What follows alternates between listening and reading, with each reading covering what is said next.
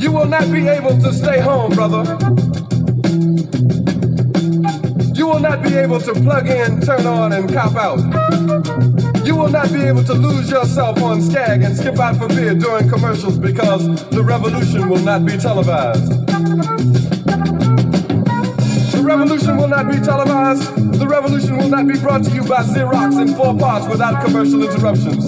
The revolution will not show you pictures of Nixon blowing a bugle and leading a charge by John Mitchell, General Abrams, and Spyro Agnew to eat hog balls confiscated from a Harlem sanctuary. The revolution will not be televised. The revolution will not be brought to you by the Schaefer Award Theater and will not star Natalie Woods and Steve McQueen or Bullwinkle and Julia. The revolution will not give your mouth sex appeal. The revolution will not get rid of the nubs. The revolution will not make you look 5 pounds thinner because the revolution will not be televised, brother. There will be no pictures of you and Willie Mae pushing that shopping cart down the block on the dead run or trying to slide that color TV into a stolen ambulance. NBC will not be able to predict the winner at 8:32 on report from 29 districts. The revolution will not be televised. There will be no pictures of pigs shooting down brothers on the instant replay. There will be no pictures of pigs shooting down brothers on the instant replay. There will be no pictures of Whitney Young being run out of Harlem on a rail with a brand new process. There will be no slow motion or still life of Roy Wilkins strolling through Watts in a red, black, and green liberation jumpsuit that he has been saving for just the proper occasion. Green Acres, Beverly Hillbillies, and Hooterville Junction will no longer be so damn relevant, and women will not care if Dick finally got down with Jane on Search for Tomorrow, because black people will be in the street looking for a brighter day. The revolution will not be televised. There will be no highlights on the 11 o'clock news and no pictures of Harry armed women liberationists and Jackie Onassis blowing her nose. The theme song will not be written by Jim Webb or Francis Scott Key, nor sung by Glenn Campbell, Tom Jones, Johnny Cash, Engelbert Humperdinck, or The Rare Earth. The revolution will not be televised. The revolution will not be right back after a message about a white tornado, white lightning, or white people.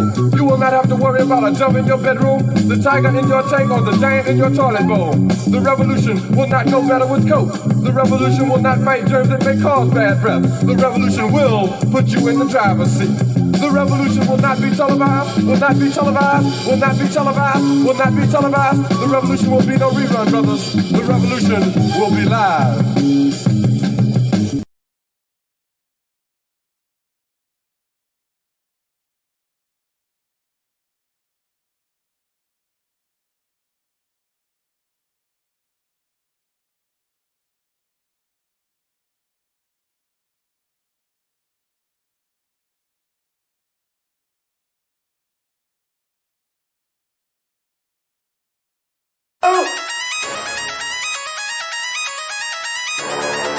I'm talking about Shawty going crazy. People going crazy in these motherfuckers. Run that shit back, man. But it means nothing. Nothing about a woman on the day.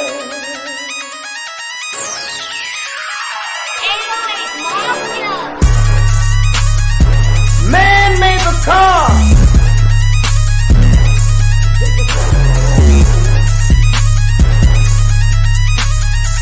Man made the train to carry the heavy load.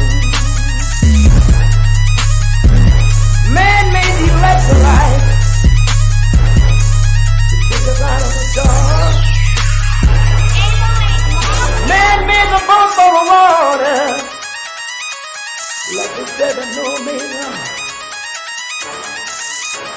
Man thinks about a little bit of baby girl and a baby boy.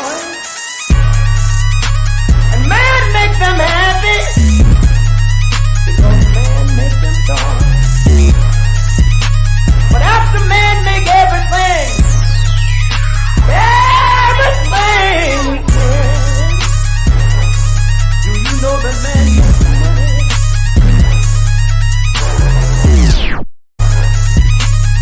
To buy from other men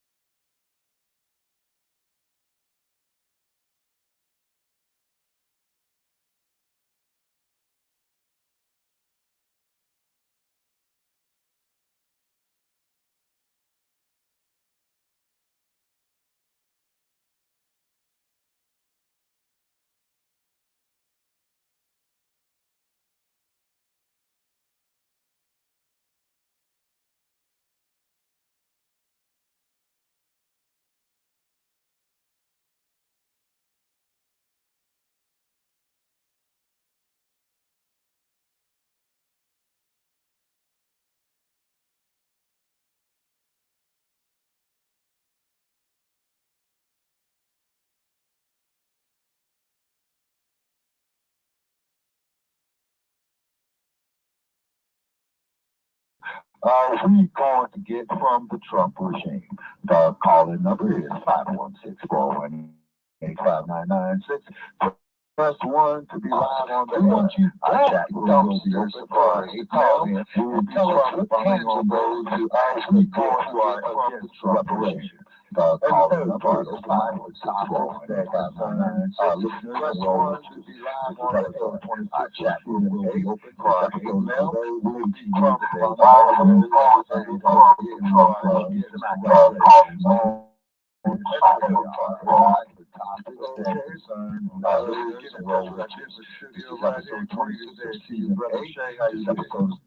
I'm all right, Shabaka.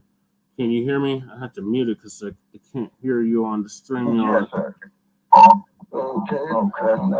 Getting in touch with our Denver studio right here. Greetings to you, Brother Che. How you doing? I'm all right. Yeah, so we waiting on them dumpster supporters. Like, where are y'all? Dumpster supporters that have so much to say on social media. Where the hell are y'all at? Yeah, absolutely. You know what I'm saying? And then I'm arguing with another podcast. I invited them over.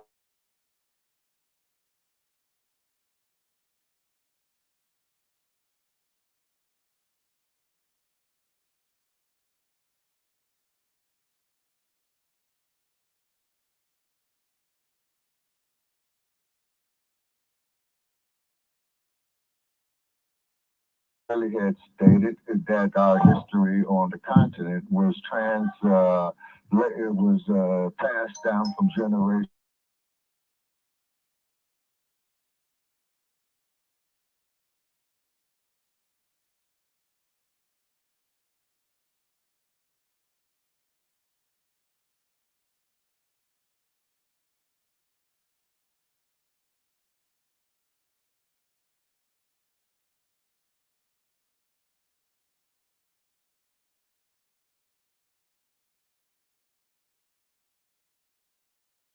The white shirt with the red tie, his ass scratcher, Uncle Tim Scott.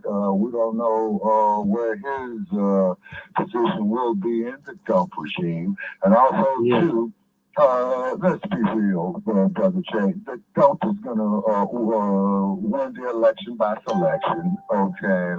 I'm on the couch, man. You know what I'm saying? And as I stated, the only person who I'm getting up voting for, man, is Jesse Parrish. You know what I'm saying? You know, a candidate for mayor of Denver, Colorado. Okay. Thank you, then Shabaka. also, too, we'll be crumb-bumming on these black politicians, you know, who don't do us a world of good, you know what I mean? And Sarge, you are hereby ordered to check in. Desertion. So you're being charged with desertion.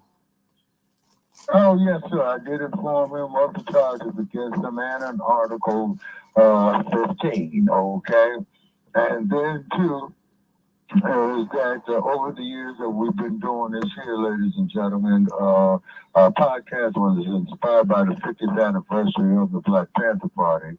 And then, too, we want to give our condolences to the family of little Bobby Hutton, who was murdered by the Oakland police April 6, 1968, okay? And may Mr. Hutton rest in peace. And once again, he was only what, 17 or 8? 17. No, he was 17. Okay, and then also too, we want to pay our respects to all those that made that ultimate sacrifice during the Black empowerment era as well too. Now, so far, you know, Brother Chair, I see our board isn't lit up yet, so therefore these individuals, you know, they can't take this heat, okay? So your silence tells us everything, okay? Because, you know, they're still over there believing in Santa Claus, man. The tooth fairy, you know what I'm saying? And they are of the opinion that we made no contribution to the world's history and civilization. Okay. So, of course, you know, these are a bunch of right wingers, if I got it right on the political spectrum. Yeah. And basically, what it has come to now, ladies and gentlemen, in this day and age, with all this artificial intelligence and what have you, is that we got to separate from these people, man. Mm-hmm. Period. Our very salvation depends on it. Right. Also, too, in the city of Chicago today, they had a police shooting Mm-hmm. where a young black man was killed, I believe, over there on Chicago South Side. I believe they had put 40 bullets into him. So, you know, we will deal with that, you know, as more information comes in. This happened today, Shabaka? Yeah, it either happened yesterday or today. Where they had something there, man, that they had released on mainstream media. I think it was Cartoon Nazi Network, you know what I mean? Okay. And what have you. Okay, and so then, two, that this podcast is pro-black, is Afrocentric, and what have you.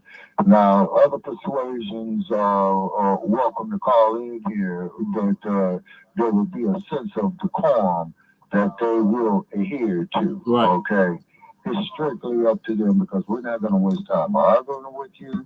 We will listen to you. But as soon as you start coming off with a bunch of profanity and disrespecting our host and our contributors and our people calling in, okay, then we're showing you the door. Right. Also, too, we want to announce to check out www.LarryLoveUniversity to get your advanced degrees online. He is based near Tulsa, Oklahoma. We did stick that there to him, you know, that we will mention it, which we just did. And then also, too, Sister Padilla had, hopefully she'll call Peace, in. Matt. Okay, Matt 285 says hi, Shabaka. Who says hi? The old deacon of reality. He's now Matt 285. He says hello. Greetings to him. Ask him to call in, man. Please ask him to call in if he can. And then also call in if you can, Matt. Yeah, man, we'll be happy to have him. You know what I'm saying? And so then also too, ladies and gentlemen, you know, people are sitting up here with this all-inclusive illusionary shit. You know what I'm saying? And it's just asinine. Okay. Yeah.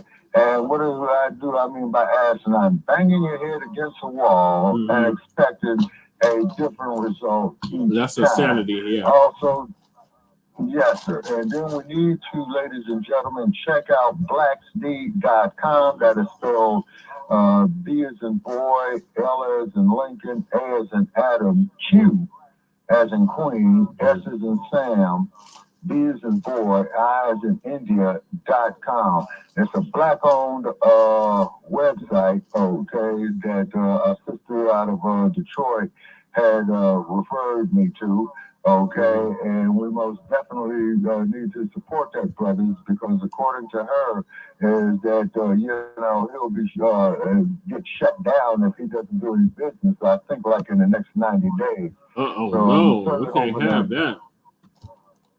Yeah, see, we can't let that happen. And plus that, you know, when we speak on black issues, you know, we're not going to be censored over there and what have you. You see what I'm saying? And then, too, with the Joe Gibson crew not showing in, okay, that just goes to show they can't deal with this truth. Give them time, Shabaka. It's still early. Oh, yeah, that's true. Yeah, that is true. And I think, man, because we're scheduled for 2 hours. Okay, so I think, you know, what Blog Talk will do is, I think, give us 15 minutes overtime. You see what I mean? Okay. Well, I extended it. I made it full 2-hour show. Okay, you made it for a what hour show? 2 hours. Oh, okay, yeah, I'm saying 120 down in there. Okay, so therefore, definitely check out blackspeed.com, people, and most definitely check out Larry Love University, where you can get your online degrees. You know what I'm saying? You got to pay for it. Nothing is free, but it is a black-owned educational institution, and it is out of around here, Tulsa, Oklahoma, and of course, as we know, where they burned down the Black Wall Street. Yeah. Okay, so I'm gonna get Sister Ashita in here too. Okay, yeah, and definitely a shout out there to Sister Ashita. What she's doing, you know, because Ashita, she's producing her some content, and you know, she's getting out there. So we most definitely appreciate her, you know, as well too, because she's been a contributor to this platform, you know, for the last 8 years when she can, over time and what have you. And then also to please put up the hashtag there, because see, we need some donations, people. And another thing too, I'm saying it out here on this radio as well.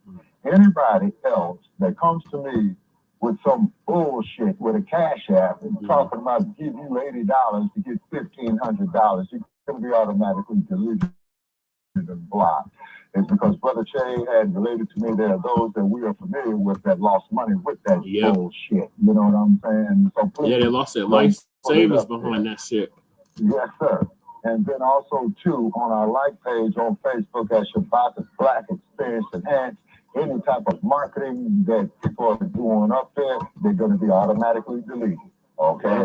It's because I'm sick and tired of every fucking time that we go up there to our like page, there's some motherfucker up there, you know, advertising some shit for him to make some money and don't want to give us shit.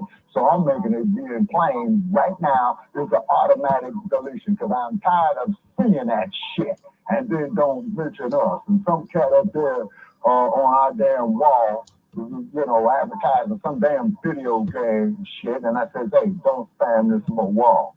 Well, Shabaka is saying that, what do you mean? And I just sat there and told him, once again, playing stupid. Don't spam the fucking wall, period, because we're not interested in none of that bullshit up there. Right. You know, when people are sitting up there marketing their shit on our platforms, man, and then don't even want to share our content. You see, they're up there trying to sell us something, and then they don't even want to call in on the platform. You see what I mean? So all that shit is going to start being blocked, and I'm going to start unfriending the motherfuckers, you know, that get it. Okay, so I'm making that being known. I'm letting it be plain. Making that, you know, perfectly clear. Oh, absolutely. Most definitely. You know what I'm saying? And definitely, of course, we want to... so where the hell are these Johnson supporters at, Shabaka? I want to know what tangibles we're going to get from a dump regime. They keep telling us, go vote for the orange man, vote for dump. Vote for the dump. Okay, why should we bother? Yeah. I mean, man, I'm going to be on the couch, man, because you ain't going to win with neither one of these bastards. Right. You see what I'm saying? Mm-hmm. Yeah, you know, I'm sitting on the other chair. I can't do it no more, man. I'm in my 60s. I can't do it no more, brother. Because I voted in every election from the time I was 18 all the way to the time that I was 41. And then when they got up there and they had that situation down in Florida with old Governor Jeb Bush of Florida, who is the brother of George W. Bush. So quite naturally, of course, man, you know, just off of familial loyalty, he's going to rig it, you know, for his brother to win. And then old Sambo up there, he was more worried about a homosexual getting a dick up his ass as opposed to the white police murdering unarmed black people. And then that part's about the fact. Yeah, and then also too, Brother Che, we came across something else very interesting today off of mainstream news. And what it is that there are a lot of the women collegiate athletic leagues who are petitioning the governing bodies of those leagues very heavily. They don't want to be bothered with no transgender. Great news, great news. Yeah, that's great news, great news, great news. Okay, in other words, they do not want to be in there in the locker room. You know what I'm saying? You know, changing clothes and all that. Just some psychologically ill, traumatized pervert coming in there swinging a damn Johnson talking about he's a woman. Yeah. It doesn't work like that. That Joshua syndrome. And that black family, we need to be totally against. Right. Okay? And the reason being is because that is an insult to the sanctity of womanhood. It really is. Yeah, it is an insult to our sisters. It is an insult to our mothers, our grandmothers, our great-grandmothers, and what have you. So that is an insult to womanhood. Yes, now, it is. over the years of doing research to find out that a lot of these individuals, you know, were perhaps the victim of some type of trauma themselves. So this is why they would have this viewpoint. You see what I mean? Which is their business, okay? But I don't acknowledge no man who calls himself a woman to be a woman. You know, I can't do that. Right. You know what I mean? I really can't. And then on top of it as well, too, that we want to definitely give a shout out to the one and only Mr. J. Bizzle over there at Black Radio and what have you. Okay. And then on top of it as well, too, ladies and gentlemen, you know, as we're waiting on our callers to call in. Yeah, where them damn dumpster supporters? Come on, y'all. Oh, yeah. Come defend your boy. It has so much to say on Facebook. This is the second week in a row we've done this. Where are y'all at? And the Rolling Stone Martin. You know what I'm saying? Oh, Sister Becca's tuning in. Shout out to Sister Becca. Yeah. Sister Becca Sakura is tuning in. Oh, okay. All right. Yeah, please bring her on. Okay. Feel free to call in, sister. I think she's at work right now. Okay. All righty. Okay. So, you know, we're trying to, you know, get our algorithms here, you know what I mean, and what have you. And we're live now. Yes. And, you know, we do have our haters out there. Where they at? Where the haters at? They're supposed to be calling in. Yeah, well, they can't handle this truth, Brother Che. That's all what that is. They cannot handle this truth. You see what I mean? Yeah. And so it is what it is, you know? So we got the horrors of the 2024 selection. Okay, let's talk about them. Okay. So we're discussing the hypocrisy of the selection of 2024. The dump as a human shit, and we want to make that perfectly clear. Hiden Biden and Brain Dead Negro Politicians like Brandon Johnson, who just gave the illegal immigrants, he just gave them work permits in Chicago. You know, that's sad. You know what I'm saying? That is really sad. And so much for the black politician. I've given up on them. You know, I can't do it no more, man. It's because they keep moving backwards. You see, not forward. Yeah. You know, and this illusion of inclusion, man, is a bunch of bullshit. Mm-hmm. You know what I'm saying? It really is. You know, and then. And it really is. And, you know, they're trying to get us, you know, to do this stuff, man. You know what I'm saying? And it is what it is. You know what I'm saying? And then the cold part about it is that when you have our people who go along with this crap, man, that's even sadder. That's the worst part about it, Shabaka. Yeah. What you just described. They keep going against, you know, their own intelligence. Mm-hmm. You know what I'm saying? Yeah, their own best interests. And then what we have here up on your wall, Brother Paris, which is a very, very good question. Mm-hmm. Why has this not gone viral? A teacher at an elementary school in South Carolina wanted to help little boys with no dad at home. So he started a gentleman's club where the little guys dress up and learn to shake hands, make eye contact, etc. He even has extra jacket and ties for boys who can't afford them. So most definitely a shout out here to these gentlemen right here. Yes. Of doing something positive right there. For the youth. Farrakhan of the NOI, he wrote a book, I believe, in the 1990s, Brother Che, called The Plot to Destroy Black Boys. Yeah. Okay.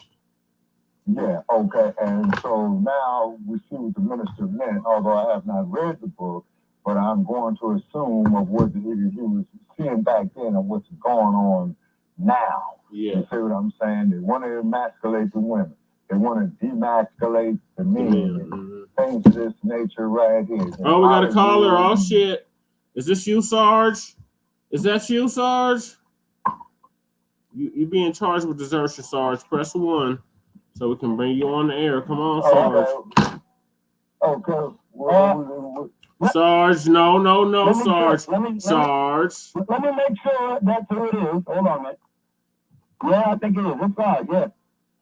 Okay, Sarge, you charged with desertion, sir. You're being hit with Article 15 for dereliction. Nah, not desertion. Yes, it is.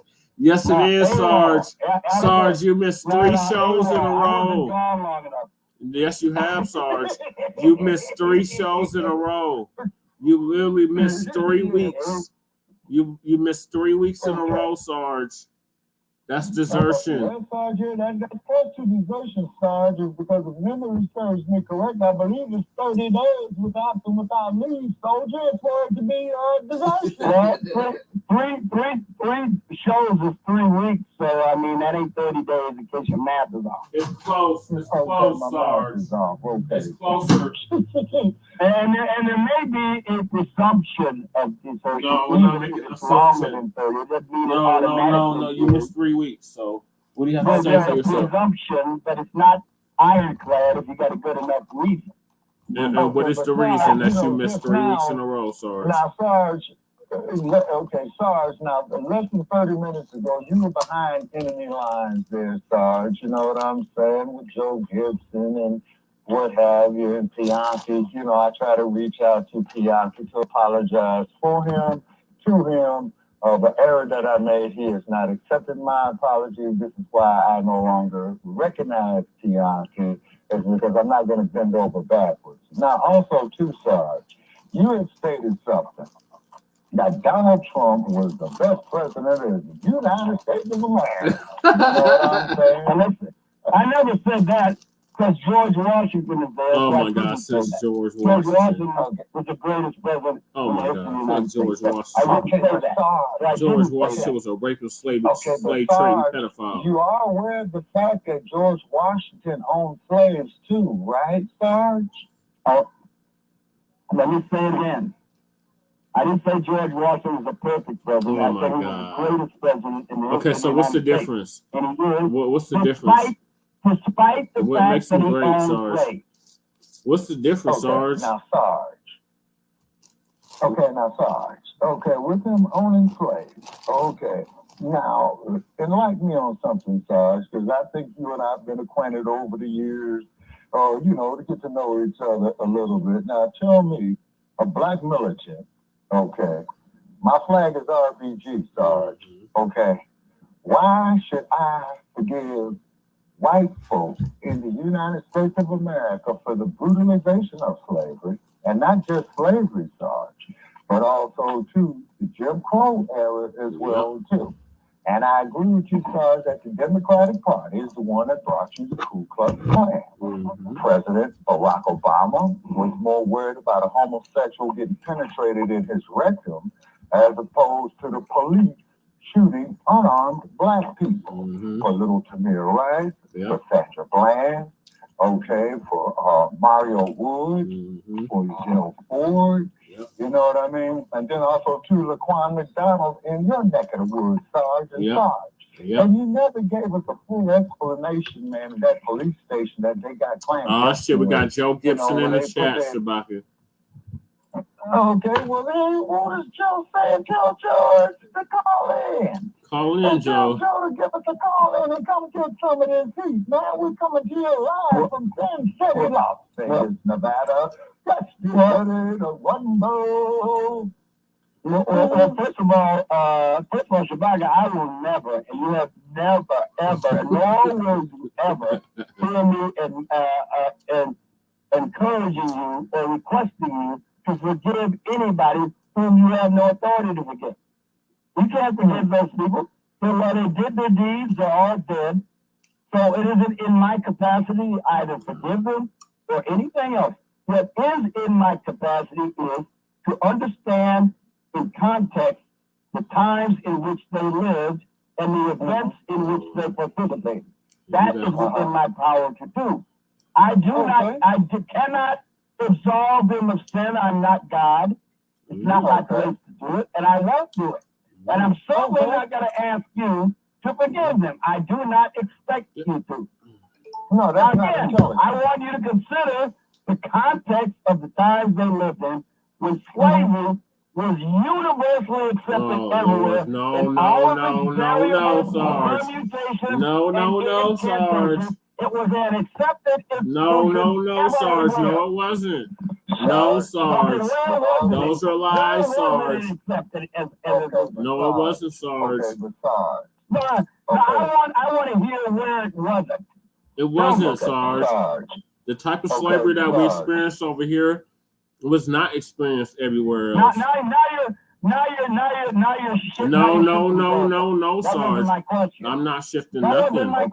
I'm literally saying that the type of slavery that.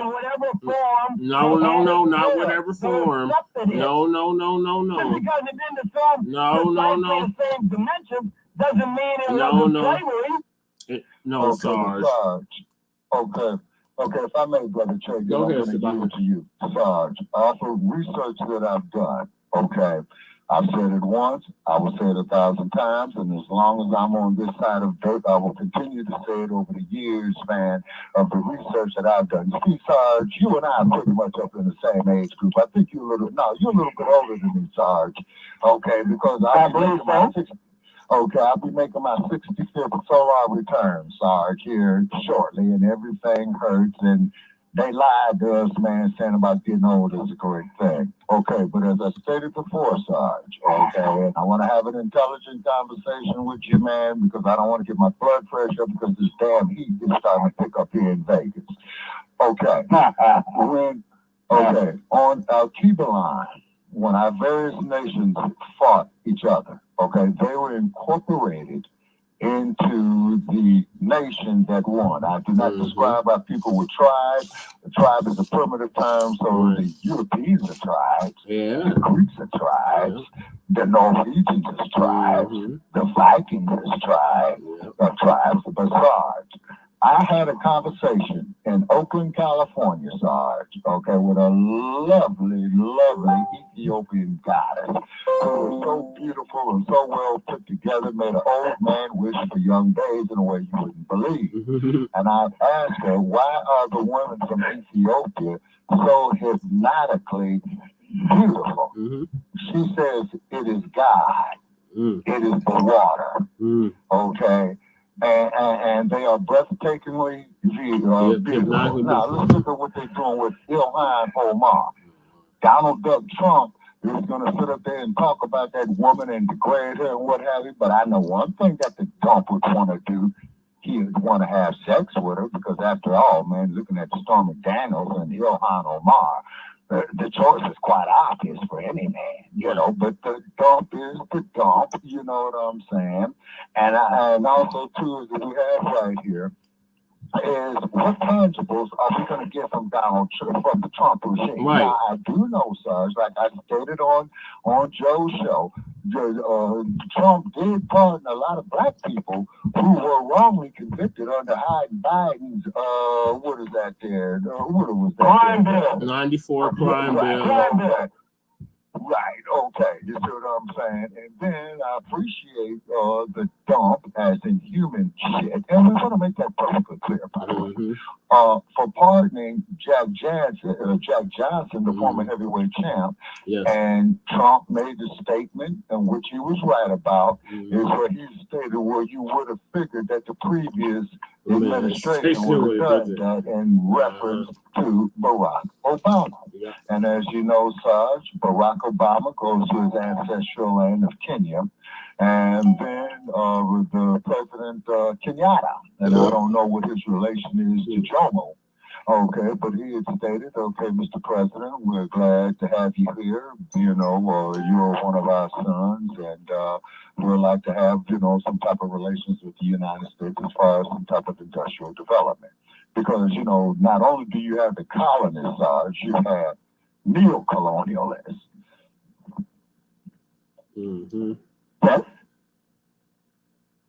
Well, I found it very interesting that you were talking about, you were very careful to make a distinction between tribes and nations, and I might agree with that, but I don't think a lot of these historical regimes that you would like to laud and to highlight were actually nations. They were empires. The Malu Empire, the Songhai Empire, the Zulu Empire. They were empires. And what does an empire consist of? An empire consists of conquered and subsumed people. I mean, you don't have one common linguistic group amongst the Mali Empire. You had Mandinka. You had what's the other one? Minde. Yeah, you had a bunch of people, and they were all of one group. They were part of it. They were every bit as much of an empire as the Austro-Hungarian Empire was, with all kinds of ethnic groups and dialects. Okay, and they were conquered too. Okay, but Sarge, we're talking about our people. Come on, let the black man inside of you come out, Sarge. But wait a minute, what is the significant difference? That it was a black man who ran it, it was still done essentially the same way. It was administered in much the same way. They had to pay tribute to the head of the empire. Okay, but Sarge. The Mansa. They called that the ruler was called what? The Mansa. Okay, but Sarge. That's what the ruler of the Mali Empire was called. Okay, but Sarge, it was black women that gave the world feminine hygiene. Man, when I look at something like Stormy Daniels, and then when I look at this woman, man, that falsely accused Bill Cosby of drugging them, Sarge, did you get a look at them cigars, man? Look, man, one man. Okay, come on, man, come on. Well, just because she may not be my cup of tea doesn't mean that I set the standard for what someone considers me to. I don't. Neither do you. Everybody's got their own preferences, and it ain't up to me to decide what other man's preference ought to be. And I'm not about to. I know what I like. I know what I like. My beautiful Negroid-looking black wife was, and she was more desirable to me than any other woman on the planet. That does not mean that other women who didn't look like her were not desirable too. So I'm going to leave it up to the individual man to decide what he wants the most. Okay, now, Sarge, I got to ask you a question. Have you ever been in Los Angeles, man? No. Yep. Okay. Been in California, but not Los Angeles. Okay, there's a place in Los Angeles off of HB, which is Hollywood Boulevard, called Fredericks of Hollywood. And this is where all these white girls will go get fake asses, fake breast jobs. And then, of course, plastic surgery is real big business over there in Beverly Hills, which is due west of Hollywood. You see what I mean? But the thing that I find so ironic, when you get guys like Donald Duck Trump and Joe Biden that hate black people, which they do, okay, but why do they want to sit up there and lay with black women? Let's look at Strom Thurmond, the great senator there, man, from South Carolina. And, of course, we're not going to mention about old frog face. Segregation yesterday, segregation now. I'm quite sure that old George Wallace had some fetishes with black women as well, too. But with this election... You mean like Strom Thurmond did?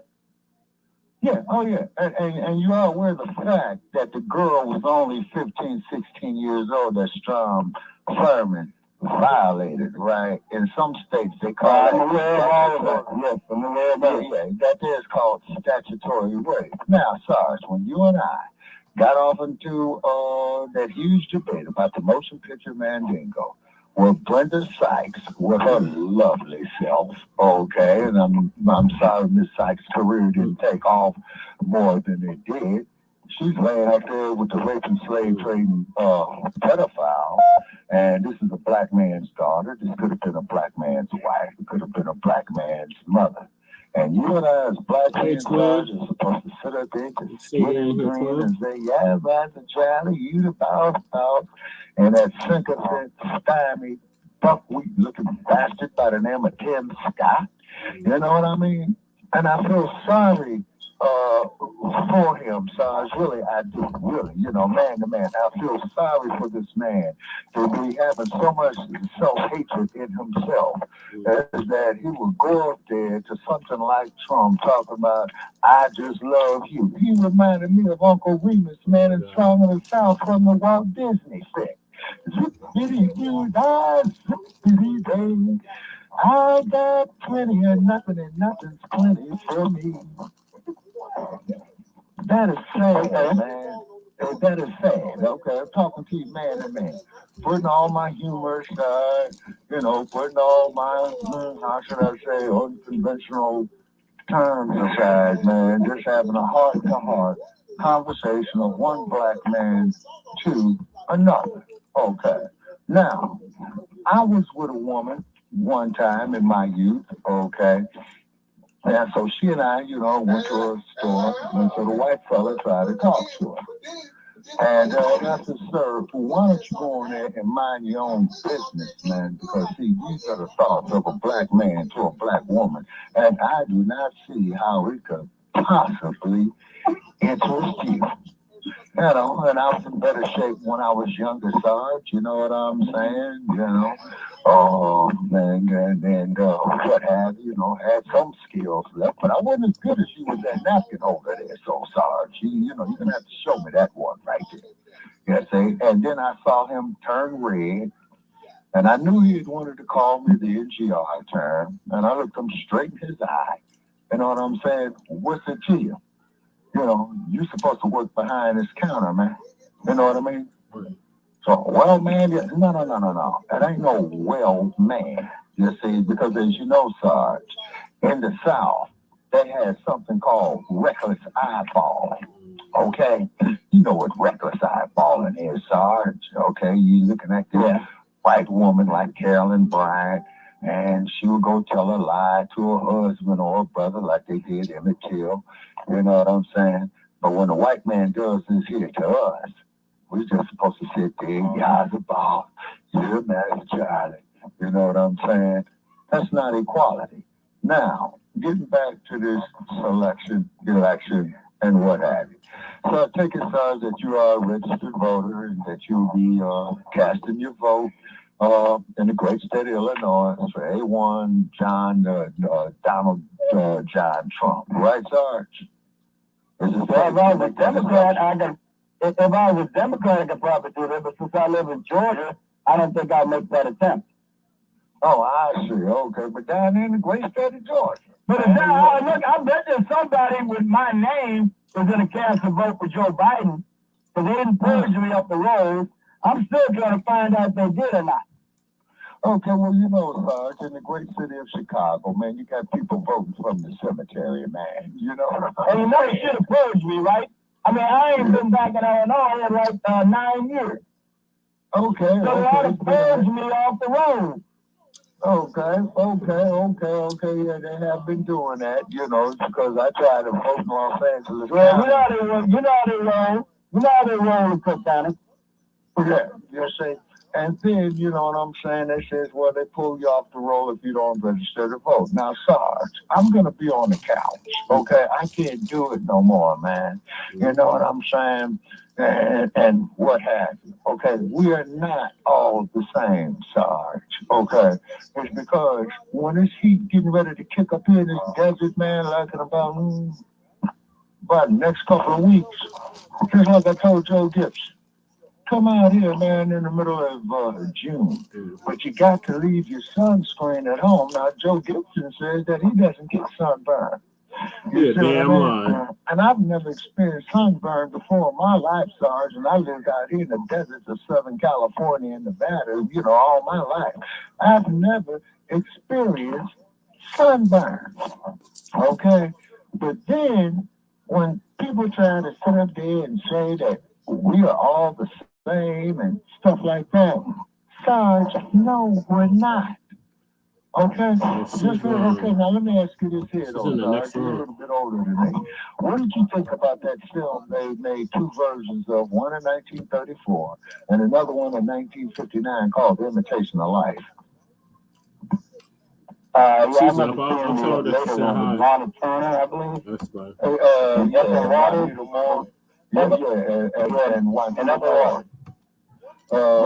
Ethel Waters. And Ethel Waters. Ethel Waters. I think Ethel Waters might have been in there, but sorry. She played Juanita Moore's mother. Okay, gotcha. Okay, yeah, the great. Okay, gotcha.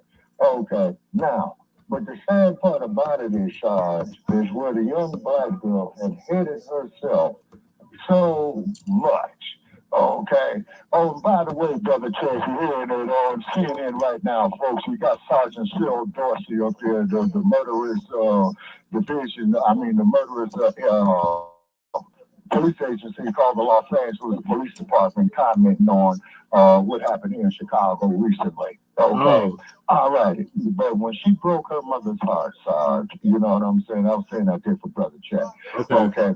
Is that, it killed her. You know what I'm saying? And she is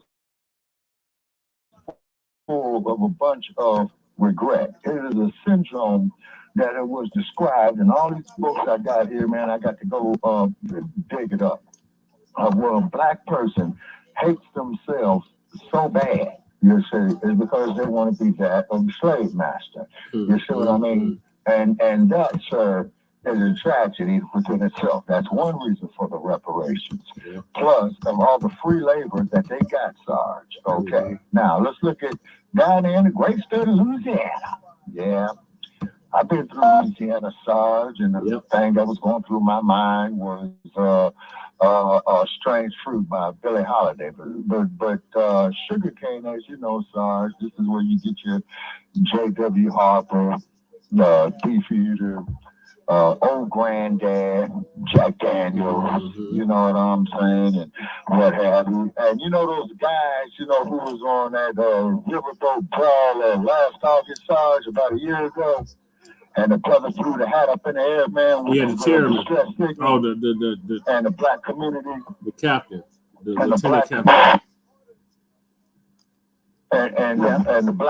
And the black community came together, man, and issued out Black Power. You know what I'm saying? And I really loved it when that drunk ass Becky had went up there and hit that man, and that man unleashed a perfect right cross and knocked her drunk ass into the water. How are we gonna forgive that, Sarge? Okay. How are we gonna forgive what happened to little Bobby Hutton, Sarge, in 1968? Okay. Okay. I don't know if we should be forgiving anything. I think what we should do is to examine the facts, the history, the context, everything about it, and learn from any atrocities of past history. That's what you're supposed to do. You're not supposed to wallow in it. You're not supposed to dwell in it. You're not supposed to expropriate it as though it was your own personal tragedy. Okay, now, Sarge. Now, let's look at a hypocrite by the name of Jim Jones. Okay, the People's Temple's Church. Okay. Oh, no. You mean the guy that Democrats worship, adored, and went to get turned out to vote for him in San Francisco? All them liberal Democrats? Yeah, that guy. Let's talk about it. Right. Okay, exactly. Now, what he was doing was taking, there was a 80% black congregation. Okay, he had declared all marriages null and void in his empire, but then he goes violating black women, okay, rather through physical. And white women, every woman was a fair game. He thought they all belonged to him. Okay, Sarge, we're not talking about the Beckys. We're talking about black women, Sarge. Well, I'm saying, a woman is a woman as far as he's concerned. He was a dog.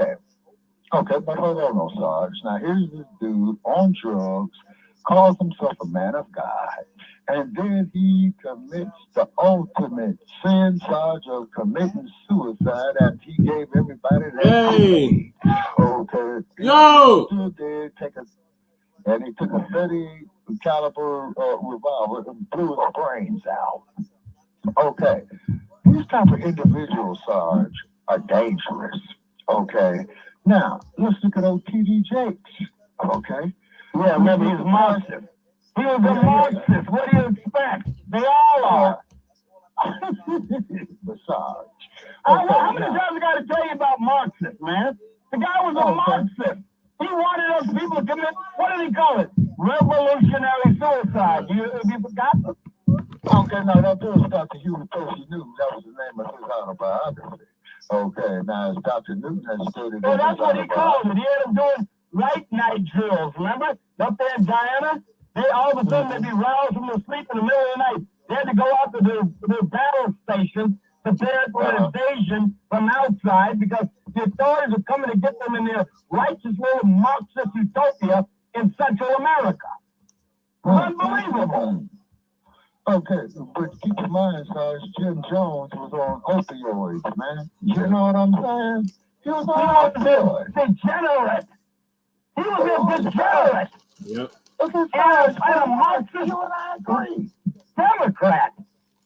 Yeah, okay, you and I agree on that one there, Sarge. But what it is, though, is this.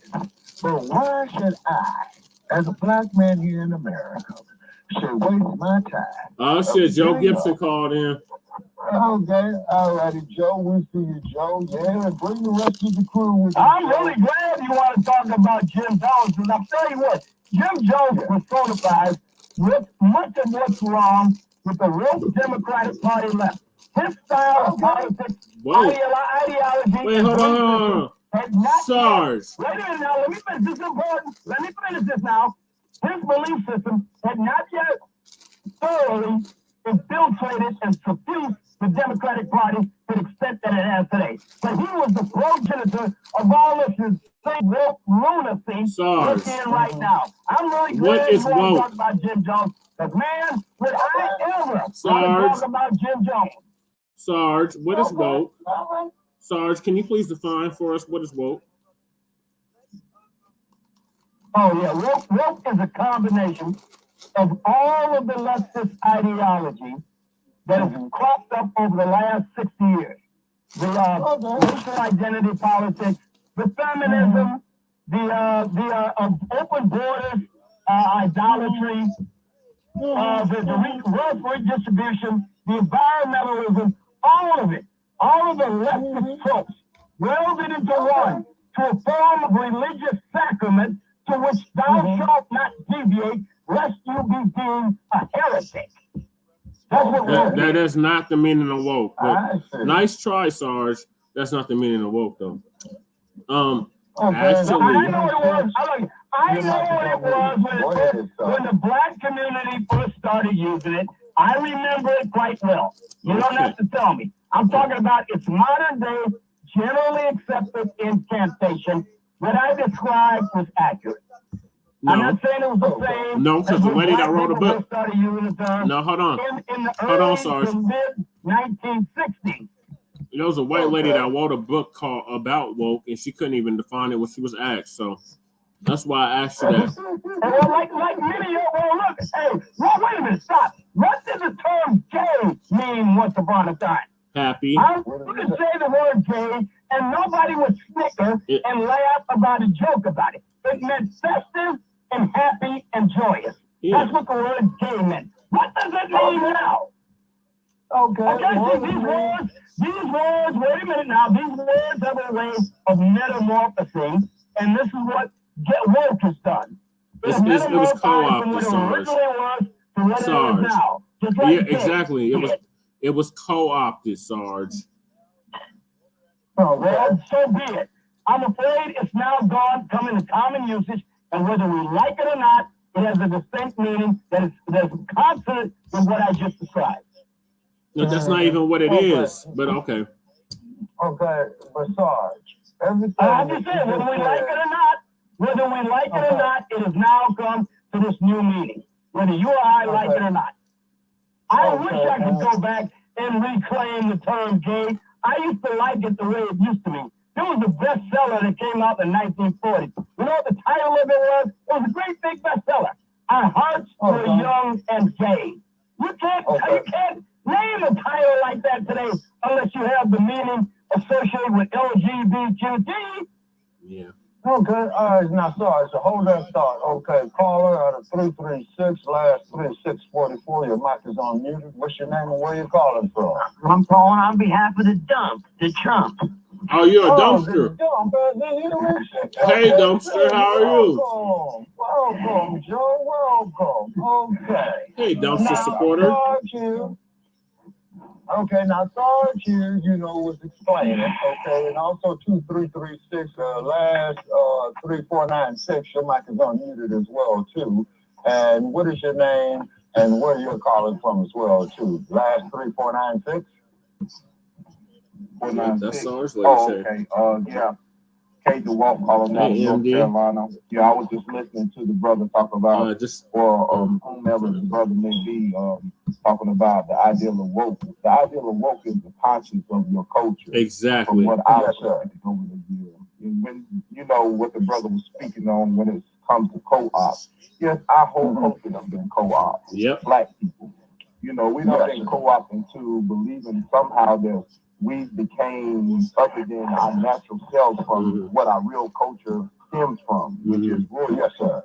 Right. And a lot of times when we allow our minds to, simulate what the Caucasian race has given us, it pretty much socially engineer us into being something other than ourselves. Yeah. So we got to be very vigilant on all angles if we're gonna, keep our culture in line with what we're supposed to do as the Black culture. That's pretty much loving and bringing Black love and unity within our culture. Love is the number one thing that we must do because yes, sir. And we know what is your name again, sir? Okay, what is your name again, sir? Walt representing the new Black Panther Party. And Mr. Walt. Yes, sir. I want to enlighten a lot of the sisters and brothers out there that the love that we have for each other, we must obtain that love and let it radiate outwardly. So we can come together collectively and build a nation amongst ourselves. Absolutely. Because we know from just history, and if we're going to do history the right way, we must know that we can't repeat history by allowing someone else to dictate what we should do in history. Yes, sir. Yes, sir. Yes, sir. That's just the thing that we must do. We must love one another and bring Black love and unity to the forefront, and that'll take care of everything else. That's right. Along with our reparations. Yes, sir. Oh, yeah, absolutely, indeed. And then also, too, Mr. Walt, the price tag we have for the reparations now, you're going to get opposition from Joe Gibson and Sarge, and Sarge is tough now, and Joe Gibson, he's a little crafty. Okay. But the thing is, and I believe you and I talked about this before, about how the Federal Reserve has stole all the money from the freedmen's bill. MD's going to call in, Shabaka. Huh? MD's going to call in. Oh, okay. We appreciate Mr. MD. Okay, Mr. Walk, I'm going to invite you to debate with Sarge and Mr. Gibson on why we need the reparations, why it is a debt that is due, okay, and why we should, for all practical purposes, man, be sitting on the couch this election year, although I do understand a lot of our people died before the right to vote during the Civil Rights era, and then, of course, during the Black Empowerment era, which are two different eras. Okay. Joe Gibson, the gentleman right here, is speaking very eloquently. If you care to respond, then we'll go to Sarge. And Sarge, now, we don't need your napkin holder here, no, Sarge. You're dangerous with that napkin holder. I don't need it. Well, I'm among friends. I don't need it when I'm among friends, do I? No. Good. Well, good. So it shall remain in its honored place of esteem.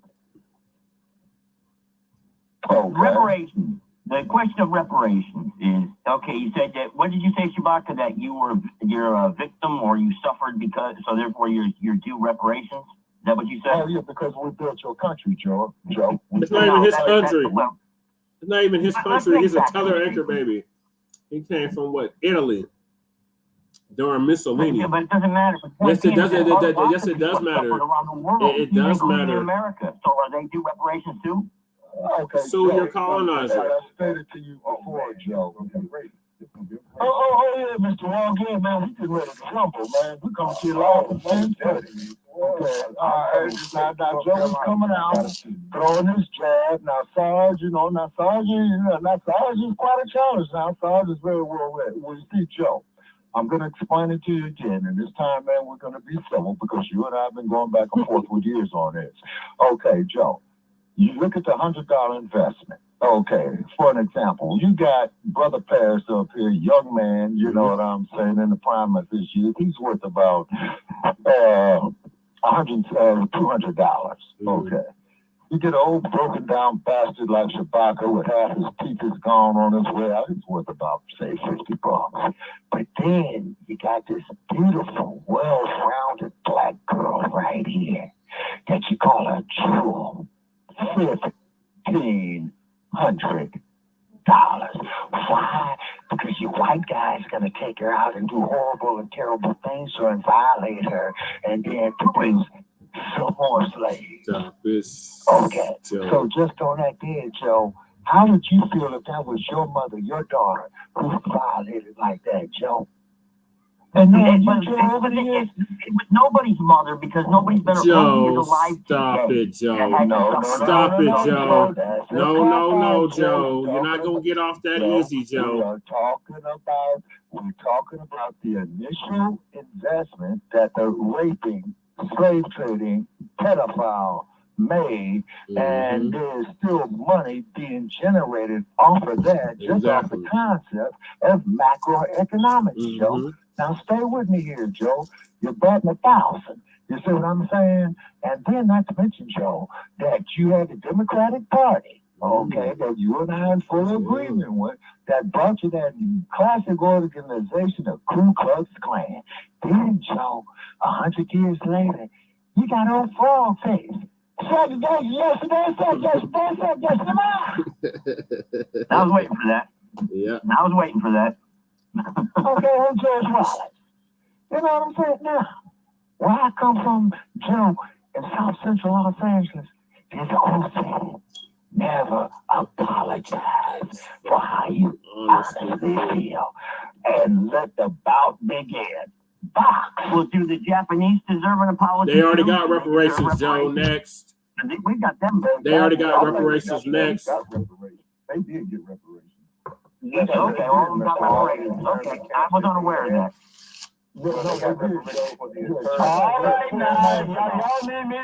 No, Sarge. No. We need Joe Gibson to realize that this debt is owed and it needs to be paid in full. And he can't get away with, I didn't have nothing to do with slavery. My ancestors didn't own no slaves. You still benefited from it, Joe. All right, well, let me know when you're ready for me to set the straight. I'll let you know. Okay. Now, also, too, Joe, another thing, too, Joe, and Sarge and Mr. Walk, okay? I used to live in the Bay Area, man. Panther Town, Oakland, California, and this is where this podcast, Shabaka'S Blacc Experience Enhanced, was inspired by, at their 50th anniversary.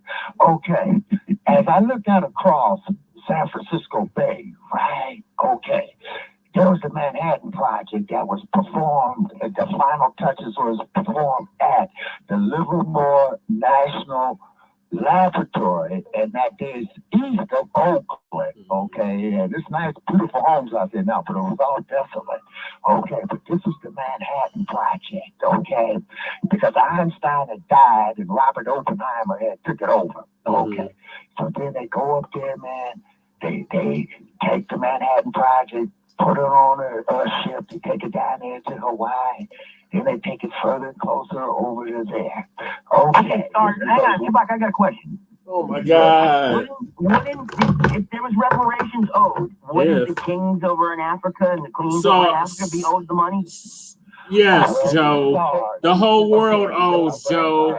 The whole world owes. Oh, yeah, Mr. Walk. Yeah, please. Yes, sir, Mr. Walk.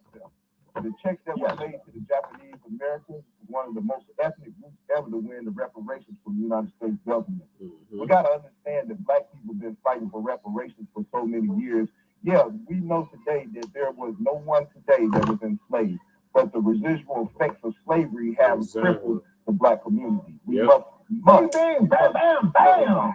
1, 2, 3, 4, 5, 6, 7, 8. Joe, can you continue? You ain't seeing me standing over here in the corner with my gloves up. I get tagged out. I tagged out. He's tagging out. He said he's tapping out. Hey, I'm standing in front of you with my gloves up, showing you I'm prepared to get back in the fight. Okay, Sarge. Okay, Mr. All right, now let me explain something to you. This is why I wish those of you who are demanding reparations to separate the issue of slavery with reparations, which constitutionally and legally is a non-starter, from the issue of reparations for discrimination in violation of the 14th Amendment and the Equal Protection Clause. Because there you might have a case. You've got no case with slavery. Not true, Sarge. Not true. Stop lying, Sarge. You're lying, though. Okay, thank you. Thank you. Excuse me. All right, let me finish. And this is why. Because you're making an issue of the reparations that were the harm, the constitutional harm that was done to Issei, Nisei, and legally resident Japanese aliens, Issei, Nisei Japanese, first and second generation Japanese, who were American citizens, of which slaves were not. You could not be a slave and an American citizen. So the Japanese got their reparations on the basis of having their citizenship rights denied them. Slaves were not citizens. They had no civil rights that were violated. That's why you need to separate. That's why you need to separate the issue of slavery reparations from the reparations that were denied black people on the basis of the 14th Amendment and the Equal Protection Clause. There you've got a case. Sarge. I understand what he's saying. Okay, I understand what Sarge is saying. So basically what Sarge is trying to say is a human rights violation. Because if you don't think that it's possible for the black Americans to get reparations and the redress of the atrocities that black Americans have had throughout life, I think you have a sad reality that you're facing, Mr. Sarge. Right. With no disrespect. Thank you, Walker. For 4 decades after the incarceration of the World War, they got redress for things that they didn't even fight for their liberation when they were in those internment camps. Yep. So you got to look at what you're saying. Then you're saying when it comes to civil rights, you're actually right, because black people didn't have those civil rights if they were slaves. However, if you look at it from a human rights perspective, why not redress black America for their reparations for the human rights that were violated? Come on, MD. I know this is you. Now you're talking. Hold on, Sarge. Sarge, hold on. Now we got a common language, and now I can deal with it. Okay, Sarge, hold on. Common language now. So, we got MD in the building. The gentleman is being precise in his terms, and words matter. Words matter, and he's being precise in his argument. That's MD. I like that. Please join in. Okay, 404. And the last 3 is 111. What's your name and where you calling from? Peace, Shabaka, what's happening? Peace to my brother Tay. Hey, this is your brother MD. What's happening? That's MD 2020. Hey, MD, man. Thank you so very, very much for joining us, MD. As you can see, man, we got our main nemesis in here, man, Sarge. He does not believe in reparations, and Joe Gibson, who is an avid Trump I didn't necessarily say that, but okay. I'll flesh it out if you let me. I'll flesh it out, I'll flesh it out if you let me.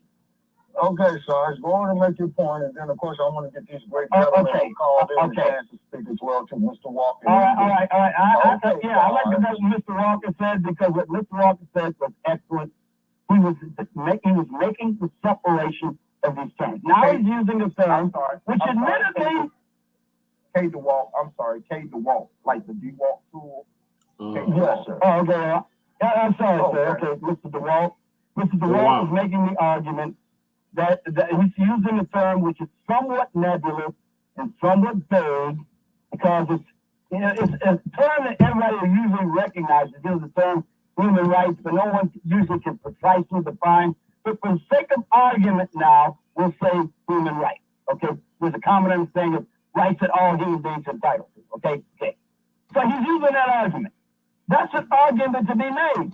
If you can convince people to willingly part with their treasure and their money, and you say because you should do it on a moral basis because it is two people whose ancestors suffered and never got a chance to pass on their legacy to their descendants, that's one argument. If you're going to make a legal and constitutional argument and a court of law, then you've got to do something else.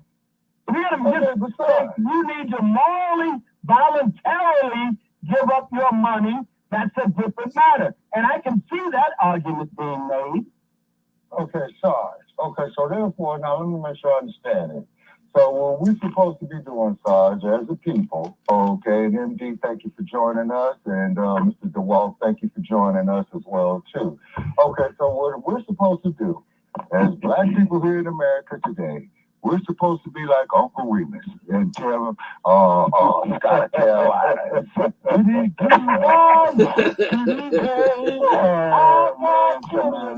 Nothing is for me. Oh, shit.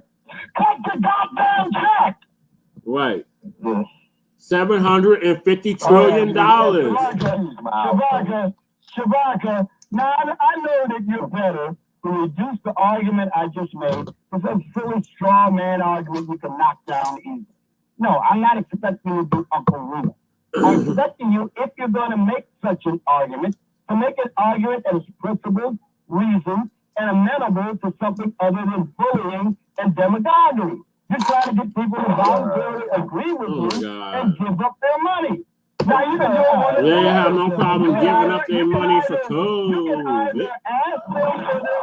They have no problem giving up their money for the illegal immigrants. Or you can do like the communists do, and you just fucking expropriate it. That's what they do. They just expropriate shit from people.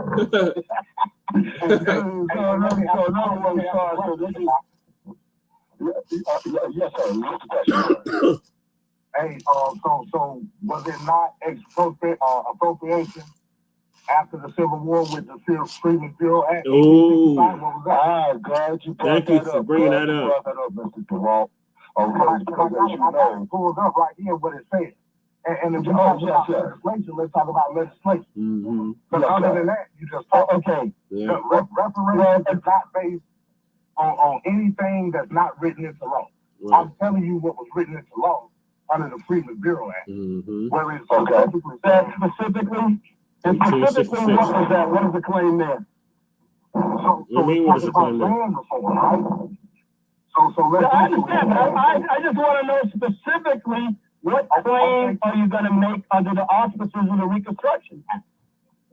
So in Section 4 of the Freedmen's Bureau Act, it says this, and it be further enacted that the Commissioner, talk about the Commissioner of the Freedmen's Bureau, under the direction of the President, shall have authority to set apart for the use of war refugees and freedmen, meaning us, the emancipated people, such tracts of land within the insurrectionary state, and shall have been abandoned, or to which the United States shall have acquired, that's that expropriation you're talking about, title by confiscation or sale, or otherwise every male citizen, whether refugee or freedman, as aforesaid, shall be assigned not more than 40 acres of such land. So I would ask the question, if we have legislation to point to saying that that expropriation was supposed to happen, then what is reparations? Okay, reparations, if I understand you, Mr. DeWalt, is a form of That was MD, bro. Oh, I'm sorry, MD. My bad. I'm sorry, Mr. MD. Okay. All right. So reparations is as a form of repair. Okay. And I mean, man, for the life of me, with me being an old bastard over the age of 60, I cannot sit up there and say, man, how can we sit up here and forgive these white folks, man, for these atrocities? Now, not only, man, was it the brutalization of slavery, the Jim Crow laws, you see what I'm saying? And then the Democratic Party, as Brother Chaz pointed out, they're the ones that brought you the Ku Klux Klan. Yep. You see what I'm saying? And what have you. So Hiden Biden, he's nothing. You know what I'm saying? Dude keeps shitting on himself. He falls up the stairs. How do you fall up the stairs? Right. Okay, and then our people, me included, have been the subject of police brutality. Mm-hmm. You see what I mean? And then y'all should have been in Los Angeles in 1992, man. I was there. I saw the party. Yeah. You see what I mean? And then when you get a police sergeant, Sarge, by the name of A1 Stacy Coon, who gets up here and testifies under oath on which the bastard committed perjury, that he has no recollection of the incident of Rodney King being struck 52 times with a baton. So when you strike an individual with a baton 52 times, it is clearly what your intent is. That was attempted murder. And remember, is that the police are policy enforcers, and they evolved from the slave patrol. We mean not this again. That's the truth. What are you talking about with not this again? That's the truth. Let me say this real quick, and I'm gonna jump off, and I'm gonna keep listening in. Okay. When we talk of the term reparations, I think people misconceptualize what that term means. In regards to the historical aspect of what reparations is, it's a war time term as effectuated the country as well as the people that was affected by the war. Okay. With that being said, reparations. Now this to me, I ain't speaking for everybody. This is just me. Okay. When it comes to reparations, I look at reparations as the spoils of war being in such a benefiting the country as well as the people that were affected by the war, i.e. the emancipated people that came out of the Civil War on top. Yep. Reparations to me is solely for the purpose of mending the harm due to the slavery caused by the situation in turn via the Civil War, right? Mm-hmm. So so when you say Jim Crow, Civil War wasn't fought over slavery. Other racial, The Civil War was not fought over slavery. What was it fought over? Oh my God. Okay, Nimrod. That's Nimrod right there. That's just dumb shit Nimrod was saying. What was the Civil War caused off of? I never said it was the ultimate reason behind it. I never said that. Right. But you can't take away the aforementioned legislation passed after the Civil War happened, i.e. Reconstruction. Okay. So, finally, as being one of the affected people during the Reconstruction era, via what the legislation said in the Freedmen's Bureau Act of 1965-1966, it's only substantial to say that reparations is a call from the effect from the impacted people during that time. Nothing else. Mm-hmm. Okay. It got nothing to do with the 14th Amendment. The 14th Amendment then in turn enslaved the entire country, white and black, after the Civil War. It became a corporate citizen. That's rhetoric, bro. You can't show me that nowhere in legislation. Oh yeah, I'm sure. Show me nothing. You can't show me that. That's some philosophical. Philosophical you're trying to prove. I'm just dealing with what's written down. Okay, now I got a question, gentlemen, if I may ask. Okay, hold on, Sarge. We know you got a lot to say, Sarge. You're a very well-read man. MD, very well-read man. Okay, tell me this here, Joe, and tell me this here, Sarge. Okay, MD, I know you already know the answer to this, but why was it on the plantation system when me and Sarge got into that huge debate about the motion picture of Mandingo, as the heavyweight champion said in 1974, we are not brothers, because brothers do not take their brother and hang them in trees and then cut off their private parts and put it in their mouths. Now, explain to me, Joe, you're from the South. What was the significance of that, besides it being barbaric? Plus, well, brothers don't do that to each other, and I've never done that to anyone, and nobody I know has, so I can't speak to that. Joe, that was common practice in your American history. Okay, well, not common practice in my family, or by me. So common. It wasn't common. It happened, but it wasn't common. Oh, it was very common. That's why they used to have picnics, man, because they would have people come out there, man, with picnic baskets, to go watch the lynching. Then also to Facebook, they suspended me for putting this picture up there where they would take a brother after they had just lynched, and then they would burn them, and then they would consume them. That's cannibalism, Joe. Okay. And the only thing with this UCC 1-207.4. That's the where the United States became a corporation, and 1-207.9 and 7. And then if you want me to get the U.S. code, no, I'm talking about the United States corporation. He said that's a philosophy point. No, that's a historical documented point. Then there's two constitutions operating parallel right now to this day. Oh my God, Joe. Okay, Joe. Joe. All right. Look it up. Okay. Shabaka. Yes. Hello? Yes, Shabaka. All right, look, I would like to go back to the point the gentleman raised about the Reconstruction Act, because I think that is worth revisiting if you're going to use that as a basis to request repatriation. You have to examine what the Reconstruction Act were intended to do, what the legislative scope was, in order to determine whether or not there is a basis to invoke that in order to get reparations. And I would like to revisit that if we might. Okay. All right. Okay. But what I'm just saying, though, is before you do that there, Sarge, why was it such common practice for white men to go out to lynch and castrate black men? And keep in mind, not only did they do this during slavery, they also did it after slavery. They did it after Reconstruction. They did it in the early part of the 20th century. That's true. But it wasn't common. It was common. It was common, Joe. And that is what terrorists do to intimidate the population they intend to cow. Okay, now hold on. Okay, Sarge, good point. Okay, now bear with me here on MD, because I'm setting up my last jab and I'm getting ready to bomb over with a right cross. Now, Joe, if you had owned me as a slave, right, and you violated my 12-year-old daughter and put her on an auction block, and you referred to her as a dead wench, if I owned you, Shabaka, I'd set you free because I don't own people. So that's just, you're asking me to answer something that I can't comprehend. Joe. Okay, Joe. Oh, yeah, you very much can comprehend this, Joe.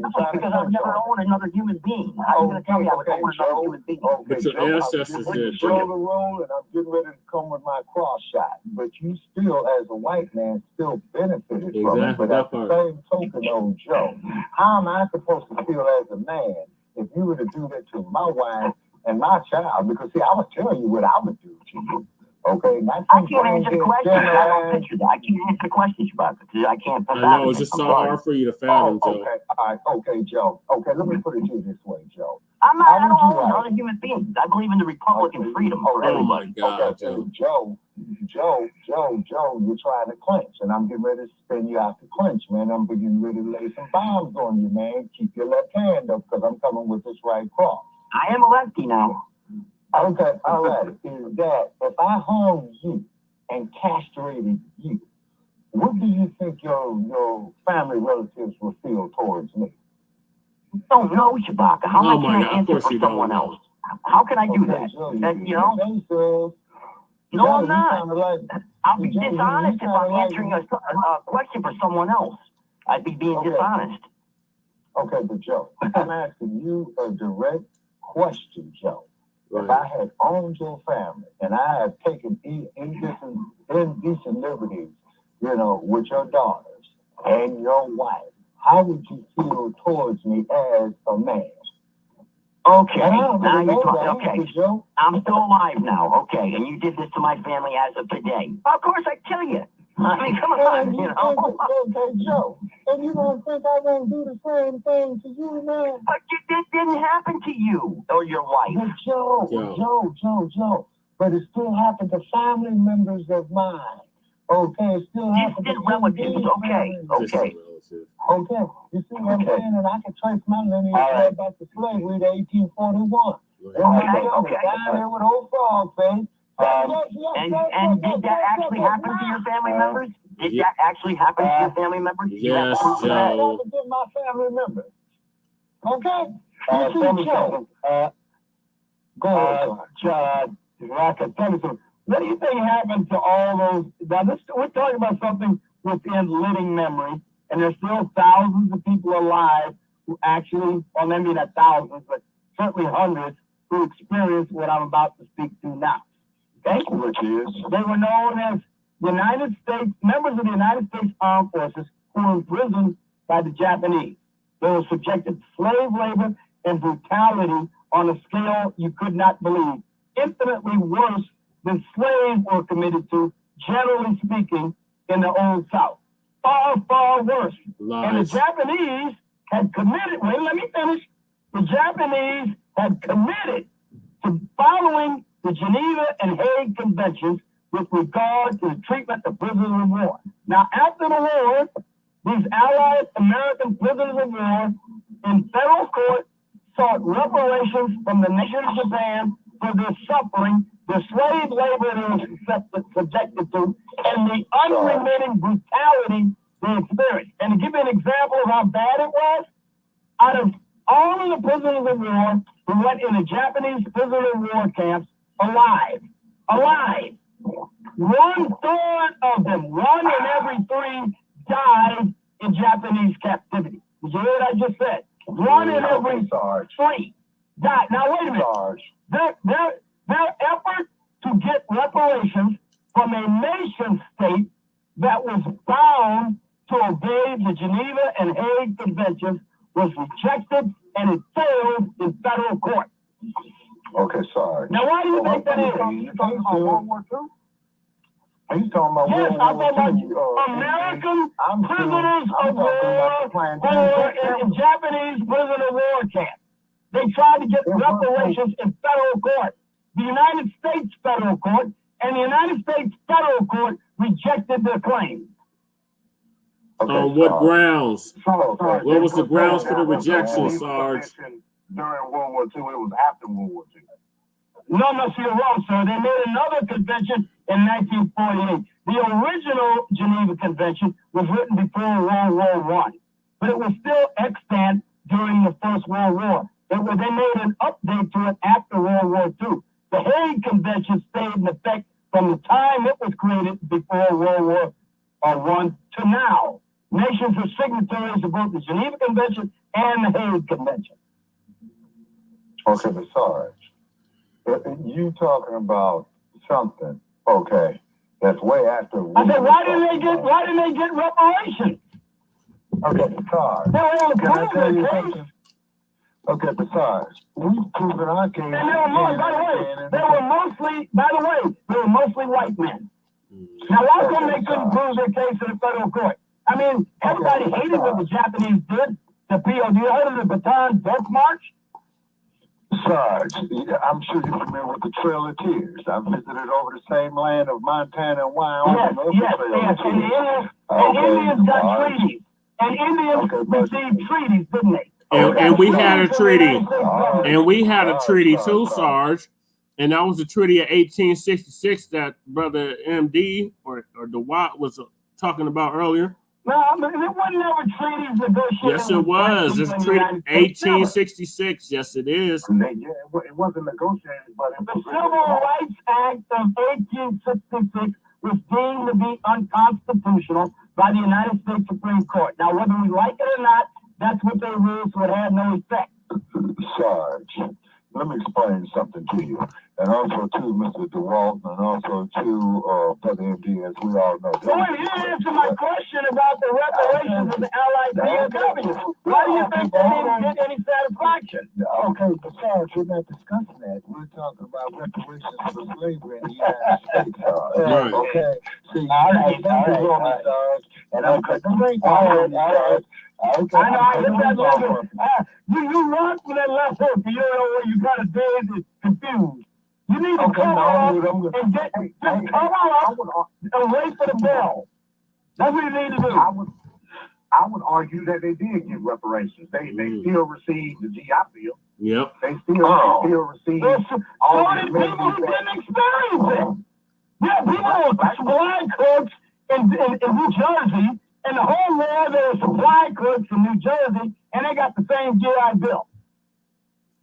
So they're going to go that torture in Japanese people camp. That didn't get it though, Sarge, and you know that. No, my father got it. That's how he bought his house. That's how he went to college. exactly. Everyone, every single black person who applied for it, if they were denied, because remember, they allowed the states to administer it, and that was the problem. Because in the South, you know what they did to black GIs in the South. You're right about that. It didn't happen to people in the North like that. But wait a minute, you're trying to change the subject. We know that black GIs were entitled to the GI Bill of Rights, no matter what somebody did or didn't do. They were entitled to it. We're talking about a matter here now with whether or not black slaves are entitled to reparations. That is an open question. It's not an open question that black GIs honorably discharged, no matter what some official did in the South, were entitled to the GI Bill. That's not even arguable. Okay, hold on, Sarge. Whoa. I got to bring a situation up here, Sarge. Okay, let's look at Port Chicago, man. Yeah. Okay, in 1944. What they got to do with that? Hold on, Sarge. What it was is that those black GIs was given that hazardous duty, man, of dealing with that ammunition, man. And it blew up over there at Port Chicago, man, which is off the Carquinez Channel right off the Frisco Bay. Okay. They didn't get no compensation. They so do. Okay, now wait a minute. Now you're talking about something I know about now. Hold on, Sarge. There you go, Sarge. There you go again. You're trying to get away. Now, I'm sorry. I'm responding to it. What are you trying to get away? I want to respond to it. Okay, but it happened on my birthday, July 17th. My birthday was in 1944 when it happened, but the date it happened was the same date as my birthday. So believe me, I know about this thing. I know it happened. Okay, Port Chicago, but SARS. But what it was is, they were accused of mutiny. They were accused of mutiny. No matter how hazardous the work was. Okay, but you see, that's just it though, Sarge. Okay, see, to quote the words of Sidney Poitier in the movie In the Heat of the Night, there are two types of time. Yeah, there's color time and there's white time, and the worst time to do is color time. And the reason why I said that is because the white boys knew that duty was hazardous. Oh no, man, anything you don't want to do, the color troops will do for you. You know what I'm saying? Okay, we lost 2 callers. We definitely appreciate them. We lost the MD and whoever the unknown caller was. Wait a minute. Shabaka. There was predominantly black stevedores working at Fort Chicago, but all of the supply troops there were not black. Majority of them were, though. No, majority of them were, Sarge. Majority of them were. All right, but here's the point I'm trying to make. Here's the point I'm trying to make about Fort Chicago. Yes, it appears that in the haste to load ammunition, which, by the way, was urgently needed in those battles in the South Pacific, they were going through ammunition at a rate no one had ever seen before, and they needed to get that ammunition to the troops fighting it out in the Central Pacific. At Taylor, at Eru, and elsewhere, in Kwajalein, and in the Solomon Islands, and Bougainville, and New Guinea. They had to get their supplies to them. Okay. All right. Okay. And in the rush to get them the supplies, they were taking shortcuts with safety. Everybody understood that, and they still don't know exactly what led to the explosion that triggered the whole damn catastrophe and killed some 320 black sailors.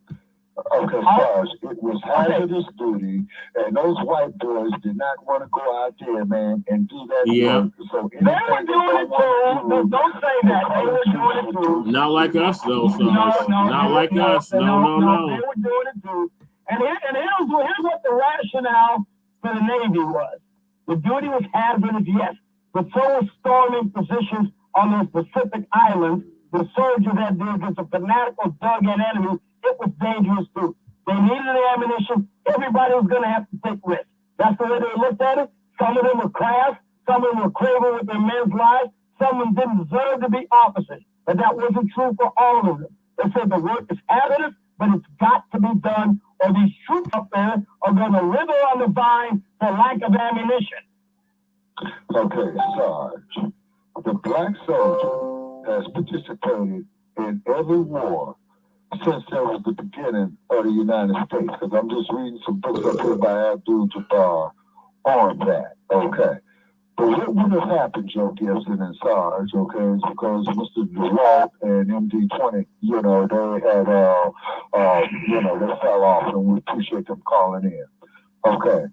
But why wasn't the black soldiers, okay, and then those even in George Washington's army come together and say, you know what, these white folks are not treating us right. Why don't we form together our own militia to protect ourselves? You see what I'm saying? That's the slave. No. Well, see, No. That number was 101. Oh, hell no, Joe. That was very racist and disrespectful. Yeah. Well, I don't know. That's more like a statement of fact, probably. But the fact of the matter is that, look, if they decided to do that, you know how I feel about this country and everything, but if they decided, I would understand why they would form militia and fight against the slave masters. I would understand that completely. But I think it's also to their credit that they're in the fight for the revolution. Why do you think we honor them today? We don't honor them because they decided to undergo a slavery revolt. We honor them because they dedicated themselves to the revolutionary cause. That's why we honor them today. Hold on, Sarge. I have to interrupt on something. Okay. On Memorial Day, I put up on my wall every Memorial Day. Okay. It's Memorial Day, the last Monday of May, right? Mm-hmm. And what I put up there for Memorial Day, does anybody remember the Black Panthers and the Deacons of Defense who made the ultimate sacrifice for the liberation of their I certainly do. Yeah. Okay. I certainly do. Yes, I remember, and I honor them too. Okay. Hold on, Sarge. Now, you read Dr. Newton's Revolutionary Suicide. Dr. Newton had stated to the members joining the Black Panther Party in 1966 that you must realize that when you take this step right here, that you are doomed. Yep. Now, let's look at the kamikaze of World War II. Okay. When they had started losing all their resources, you know what I'm saying, and then the military industrial complex of the U.S. was going through the islands, okay? Emperor Hirohito and Admiral Yamamoto, they had a conflict, okay? Now we're going with the kamikazes now, okay? And the kamikazes were armed because they knew that they were not coming back. So was that a form of revolutionary suicide? Okay, now the part that I find extremely offensive to me as a black man is for us to sit up here, go through all of this on a collective basis as a people, and then we are shunned when we talk about reparations. And then when you get Rambo Sambo like Barack Obama, who's going to sit up there and say, well, I'm for all Americans, but Rambo Sambo was not doing nothing, okay, for the police killings of unarmed black people when he was the president of the United States. That's why I'm sitting on a couch. What could he do, Shabaka? What should he have done? So, being the president yeah, what could he do? What could Obama do? No, I'm gonna tell you exactly what he could have done, Joe. He could have signed an executive order got that no good bastard up there, man, you know, who was the attorney general and said, hey, check this out, man. You're going to go arrest these sons of bitches today on federal charges. You can't do that. No. Joe, murdering unarmed black people, you see what I'm saying, is inhumane. There's a process. There's a process. You just can't do things because they're right or wrong. Joe, you come up with double speak, man. You're evading the issue. Okay, what about little Tamir Rice? He was only 12 years old, and they shouldn't and killed him. And there has to be a process, Shabaka. Okay, hold on, Joe. There was no justice for little Tamir Rice. He was a boy, only 12 years old. And look what happened to Trayvon Martin with that fat ass slob who murdered him by the name of George Zimmerman. Shabaka, there has to be a process. You just can't go about the Joe, listen to me. The process is you standing up being a fucking man and say, hey, you just killed my child, man. I lost all my rationale. You see what I'm saying? And I'm going to sit up here and I'm going to look at this sick, powered ass fuck behind a badge, murder my child. And then another thing, too, that I'm going to say up there, too, for all you dumpster supporters and all you Hiden Biden hypocrites. Okay, when these bastards get sued, okay, well, why is it that you're suing the city? No, you don't sue the city. You go sue that cop that committed murder. You take his pension. You take his fucking house, you take his goddamn cars, and you leave that son of a bitch out there holding up a sign on the side of an expressway talking about here and work for food. That's what you do. You see, man, you coming at me, man, with double speak, man. What do you want? You want anarchy? Is that what you want? I mean, anarchy just means that nobody is owned. Hold on, Joe. Anarchy literally means that nobody is owned. Meaning nobody owns anybody, people have full autonomy. That's what anarchy means. What I'm talking about here is there's a process. You have to go through due process. You have to go about things the right way, just through the channel. You just can't say, oh, Joe. No, man, no. Because I think I know you well enough, Joe. If somebody went and murdered your child, man, you're going to lose all rationale. You're going to use whatever means necessary. You're right, but that doesn't make it right. Terminate that. Why don't I, as a black man in the United States of America, have this same right? Do you know how very goddamn nervous, man, that I get each time I get behind the wheel of my car and one of these race soldiers get up here behind me, man? And then this is a solution. Okay, solution. What about me? You don't think I got the same place? I got beaten up. I got tortured by the cops. What? You don't think that happened to me? But Joe, you're a white man in America. The police force to protect. I still bleed like you. I still bleed. But Joe. Just like what happened in your state with the Joanne Little case. Okay, Joanne Little was in jail. Okay, a white cop came in there and raped her, and she killed his ass. Yep, she sure did. Okay, and so therefore, and then what she did was she tied a sample of his pants where there was matter in her, showing this individual committing this rape. You see what I mean? But he wasn't prosecuted. You see what I'm saying? And then on top of it, too, Joe. Okay, then hold on, Joe. Wait a minute. I thought you said she killed him. How you gonna prosecute it then? No. So she did kill the motherfucker, and that they prosecuted her. Why wasn't prosecuted? How you gonna prosecute me dead? Okay, and she was acquitted. Yeah, of course not. Okay, but she was the one that refused to call. You were complaining that he wasn't prosecuted. That was your complaint. Okay, let's look at the murderer of Breonna Taylor. Right. Fucking Hankerson. Brett Hankerson. He wasn't prosecuted.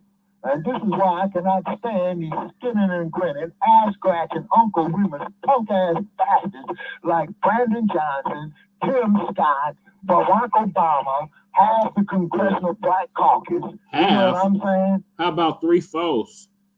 How about all of it? Well, Well, I gentlemen. Now, gentlemen, can I familiarize y'all with the sacrifice of a black hero? Can I familiarize yourself with the sacrifice and the death of a black man you probably haven't even heard of, but you should know, because I think he was rather heroic, and he gave his life for black people and their defense. Want me to tell you about him? Who is this? The brother's name was Wyatt Outlaw. Oddly enough, but he was a resident of North Carolina. Graham County, North Carolina, I believe. Well, Graham, North Carolina. And he lived in Alamance. Alamance County is where he lived. And on the night of February 26, 1870, the silence in the night was broken by a bunch of yahooing and yelling and pounding the horses, and people wearing white gowns and masks came up to the little house where he lived with his wife, his small children, and his elderly mother. Now, Wyatt Outlaw is about 50 years old. He was a light-skinned man of mixed race, and was a mulatto. You know, they call him, back then, they call him mulatto. He was a product of the women's slave trade. Right, okay, let's step aside a minute. That's not inside. All right, I want to talk about this man. I want you to know who he was, because I think you deserve to know him, and we should know of him. He's a fine man, and we should know about him. He's just one of many black heroes that are not very well known and should be known better. Anyway, he had a black lady who had a beard. He was earnest. He had escaped slavery in 1864. He joined the Union Cavalry and served with it to the end of the Civil War and for a couple of years after. When he came home, he opened up a woodworking shop where he repaired wagons and he made coffee. And he managed a kind of informal tavern where white and black working men gathered.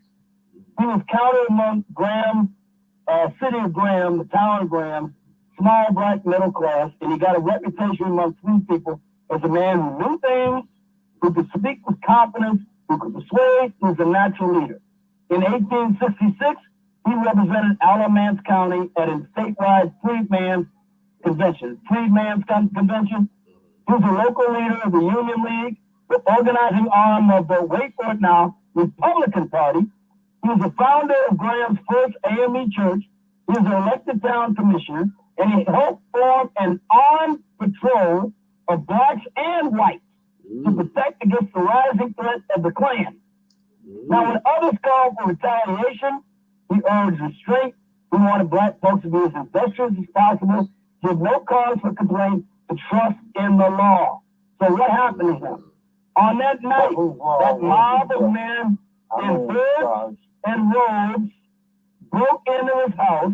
They dragged him out. They pushed him, beat him, half a barefoot, a half a mile down Main Street to the courthouse at the center of town.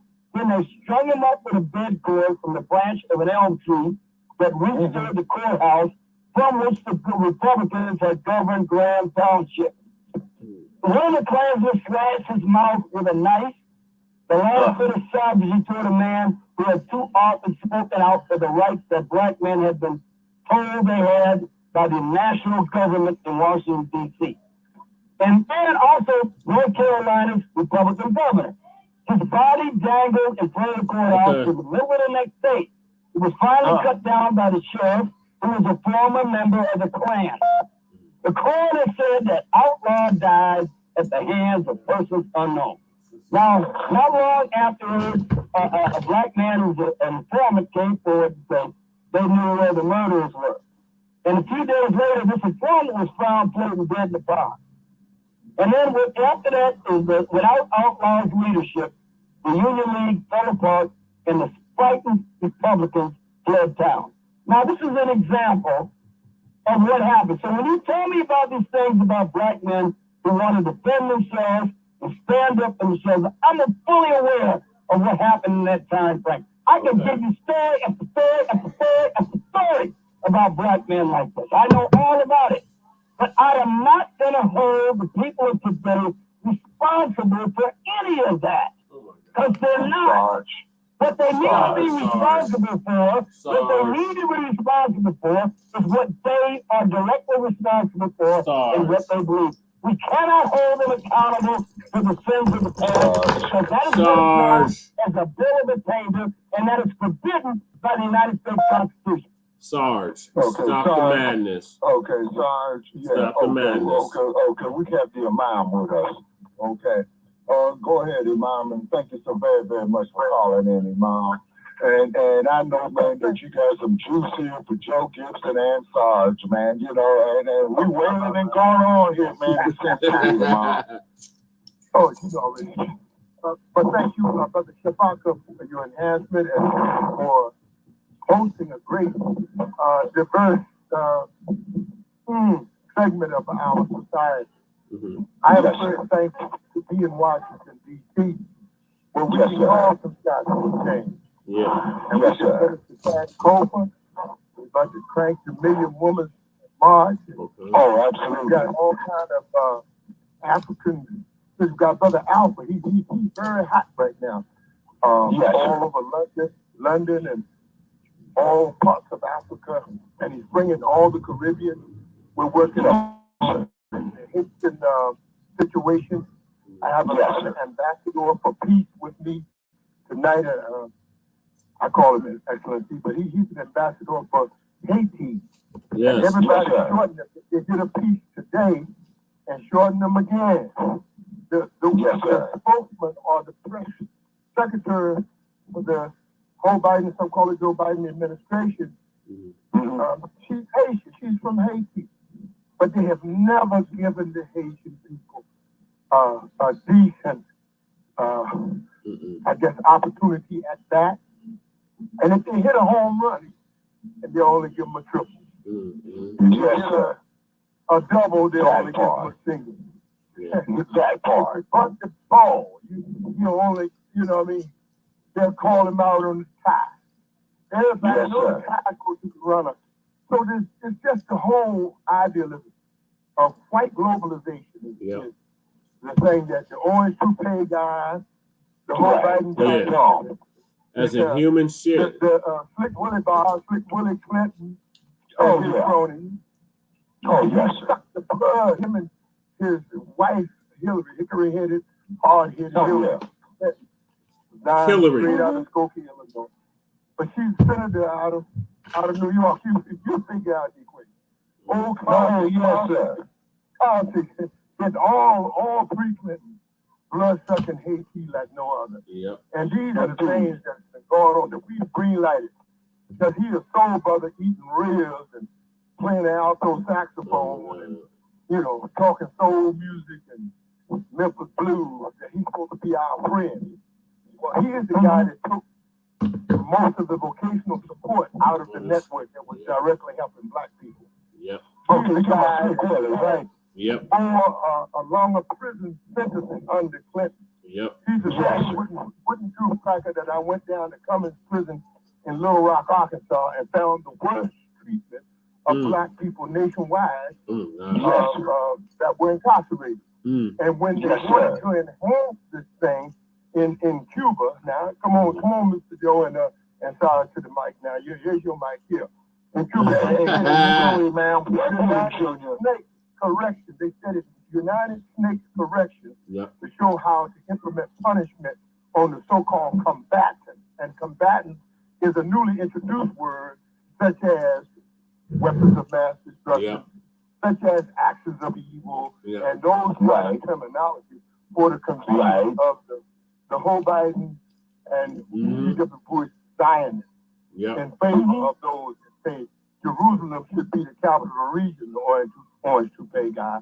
So we got an assortment of things to talk about in Washington, and an assortment of things that we must get into. The reason that naysayers that come on your line against reparations is because if you give, say, Garrett T. Morgan an extra $1 million and an extra 5 acres, then he will smoke all the crack signs and smoke all the so-called Negro well-wishes for the cracker science. Because the orange toupee guy is, we built America in the most the substance of America, the structure of America. He did say that. Built by Africa, built by the black. He did say that, Joe. No, he did say that, Joe. Complete an entire modern world. And I'll certainly land my plane on that and say, Imam, Oh, your mom, you just blazed and danced and leaned and There's no white leaders, right? No white leaders that ever helped out the black community, right? Joe. Bring it up. There ain't no white leaders that ever helped out the black community. None, right? None, zero. Unless you're talking about Jim Brown or John Brown. John Brown, Joe. John Brown, the Quakers. Because I'm going to tell you something, I was walking behind this line tonight. The particular stuff you picture such, and I will smoke you out on. I don't care what this stuff is. Get him. But that's my elders. And I know, and I'm going to man, work with the president from Truman Eisenhower to this hour. You've got to be joking yourself. Because you certainly ain't joking about it in this line. You know what time it is with shaking damn outcry. That's right. We're ignorant and shake in the same sentence. You better apologize. I'm going to smoke you behind. Mm-hmm. Your mic, sir. Apologize for what? For being a snake. Oh. I'm not no snake. You're an asshole. How about that? Oh. How about that? I'm not no snake. Drop your Hey, you want to have a conversation? You want to start calling each other names? Because I can call names too. You know? Whoa.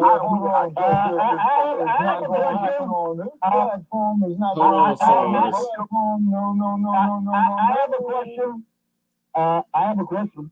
Oh my God. What is your question, Sarge? I have a question, or a comment. Okay, Sarge, what's your question? Then we're going to go to the imam. Okay, I was just wondering about the imam comment about something about the term combatant being something specious. Combatant. When the term lawful combatant has been a term that's been around since at least the Treaty of Westphalia in the 17th century, as what defines what constitutes a lawful combatant under the international laws of warfare. International laws of warfare. It's not a new term. Access to evil. Oh, it's a term that you get by holding on to the testicles of G.W. Bush. It was a newly invented word, but just to fit the desert island. The sand niggers were called combatants. No, sir, as I said, the term lawful combatant goes back to at least the 17th century. Tell me the president and tell me the senator, tell me the congressman, tell me the general that was frequently using the word, or even on occasion using the word combatant. Many did answer your question. Our prisoners of war. Let me get it all out. To refer to our combatants. When have they been called combatants? Come on, sir. Come on. Okay, sir, let me explain something. Have you ever heard of the term called flunk to your? You know what that term means? What constitutes victory? Right now, so we'll get to that. That's what I'm talking about, sir. That's why I'm making the distinction. That's why I'm making the distinction, because that's exactly what I'm talking about. You know, I just dropped the truth, and you don't say, yes, sir, I bow down. No, sir, what you're doing is avoiding responding to me. I'm responding to you. You're afraid. You single out that, and we're on this. Again, and I just said, numerous generals refer to them as combatants. Whether you're talking about the General McCaffrey, whether you're talking about Colin Powell, whether you're talking about any other people who are involved in the defense establishment at that time, they regularly use the term combatant. Hasn't been used since at least the 17th century. Sarge. They was not using that term like they was doing after 9/11, Sarge. It's not a new term. Oh, never. We're about to go into overtime. Don't nobody hang up. General McCaffrey, he did not use the term combatant in any frequent context.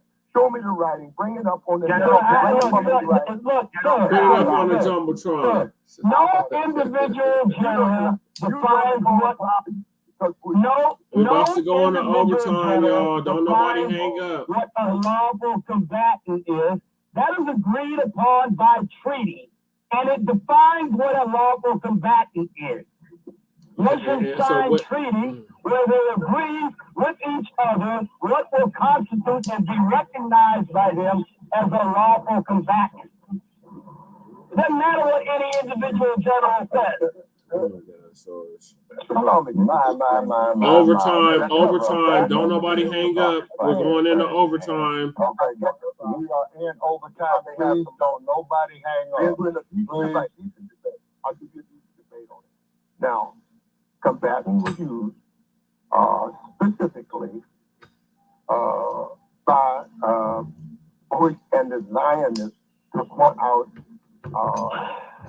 Muslim prisoners. They were not referred to as prisoners before, but combatants. And then they were tortured in Guantanamo Bay, Cuba, and they used the tactics of United States correction. And the New York City police and others used the massage tactics, especially on black people.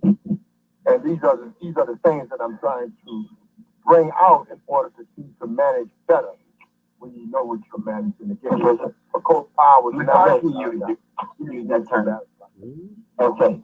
In fact, no matter what, using the weapons of mass destruction word invented by the Zionists and the Bushes, axes of evil and weapons of mass destruction is a newly invented matter and a newly invented terminology. Come on.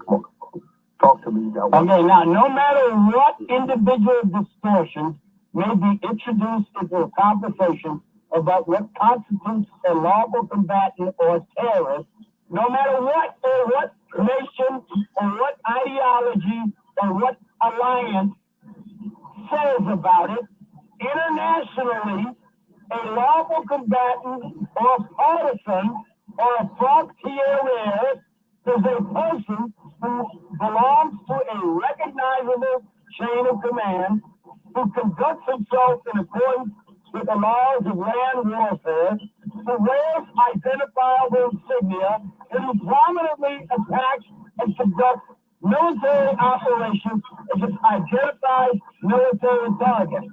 That is what constitutes a lawful combatant, and if a person fits that criteria, that's what they are. If they don't, they could be considered a terrorist. Okay, Sarge, you got background on. I don't think it's me. I don't think it's me. They're supposed to be Reagan Republicans were running it at the time of the terminology. And did you hear Ronald Reagan use that terminology?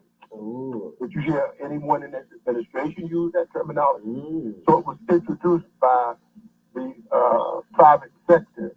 And many of those people held, again, at Guantanamo Bay, Cuba, weren't all military. There was a assortment of people could have been found on.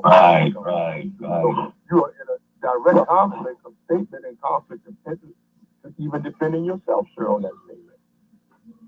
Well, again, as I said, I'm sure there are errors made in the confinement and detention of persons. That's nothing new. It will happen again in the future. It's happening right now. So again, I'm not arguing those things that some people are improperly or unlawfully detained. I am simply giving you the definition of a lawful combatant as opposed to the definition of a terrorist. And it is up to the convening authority to determine that based upon the objective criteria that's been established by treaty, not the opinion of any individual politician or general. It has a universal definition.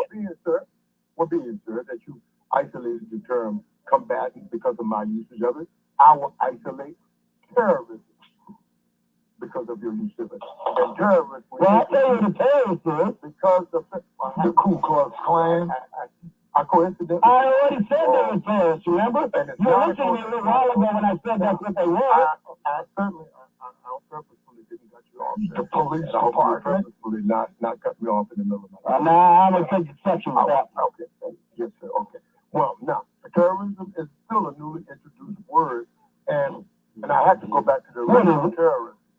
The original terrorists now. No, it isn't. They're using the term in the Napoleonic Wars, in the Peninsula Campaign. One at a time, gentlemen, please. Now, we have a show right here. If you need changing, sir, there's a guy in the back room will change you, bring you back and wipe you off and bring you back up here.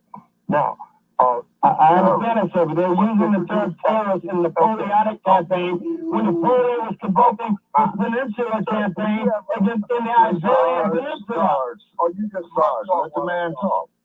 Sir, I'm just trying to explain to you clearly that we cannot talk at the same time and be heard and understood by our vast listening and translating audience. But it's not a new term. It's not a new term. It's been around for a while. Okay, I'm just trying to see if we can make sense. Now, the original terrorists, from my living the life and from my experience and my research, terrorism was invented a certain way in modern times. But certainly the first recognizable terrorists were the Protestants and the Catholics. In the Brain Dead of London, that they would bomb, attached to bombing. That's what it ended up being, attached to the bombing. And the guy riding the camel, now this guy riding the camel, he's got a musket on his backside that shoots 1, 2, maybe 3 times at the most. And they want to make him a terrorist. They stole him the concept of how to make it. This guy knew nothing about making a bomb. So he's not a terrorist. The bloody Brits, the Catholics, would hate the Protestants in London, and they would bomb each other just because they didn't agree on religion. The people in the parliament, against those that may have been Protestant or Catholic, would bomb each other traditionally. And they were user-friendly bombs, of course. And when they would tell a little white lie, it was just wrong. They just bomb their place. Women, children didn't kill or what. Then they told the guys left out in the desert with a camel and a musket.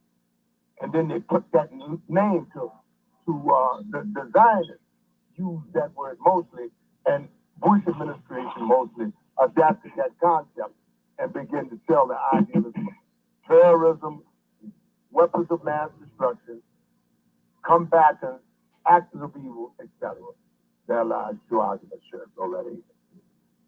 All right, again, sir, you have defined for us, thank you very much for that little bit of history in which you defined for us the origin of Guy Fawkes Day. Guy Fawkes was the guy who originated the bomb plot that was supposed to destroy the monarchy and replace it with another one. That's where they got the holiday Guy Fawkes Day from. We started it there, and it's probably the first largely public instance of terror. So you are correct, sir. So wait a minute, sir. So you are correct. So I'm conceding that it was this. That does not mean that that definition of terrorist has defined by Guy Fawkes cannot be exported to other people who employ the same sort of terrorist method. It can be, and it is. The Black Hand in Serbia that precipitated Savio Princip, who assassinated Archduke Franz Ferdinand, he was a terrorist in 1914. He was defined as a terrorist in 1914. They called him a terrorist in 1914. Him and all the other members of the Black Hand in Serbia. So yes, terrorism the term has been around for a long time. It is not new. The question is, terrorists. Do the people who are being accused of being terrorists, do they fit the definition or do they not? That's the only question, not whether terrorism has been around for a long time. It has. Okay, gentlemen, can I interrupt you for 1 second, please? Okay, Joe Gibson has been in our chat room, and Joe is still with us. Okay, Joe says the issues of sovereignty as it relates to jurisdiction is a major key to understanding our system of government under the prostitution. And the most common sense of the word sovereignty is autonomy, freedom from external control. The sovereignty of any government usually extends up to, but not beyond, the borders of You copy and paste this from This Joe. jurisdiction defines a specific territorial boundary which separates the external from the internal and within from the without.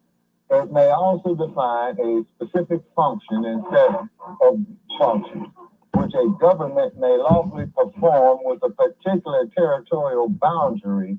Black Law Dictionary, 6th edition, defines sovereignty to mean the international independence of a state combined with the right and power of regulating its internal affairs without foreign dictation. On a similar theme, Black defines sovereign states to be those which are not under the control of any foreign power.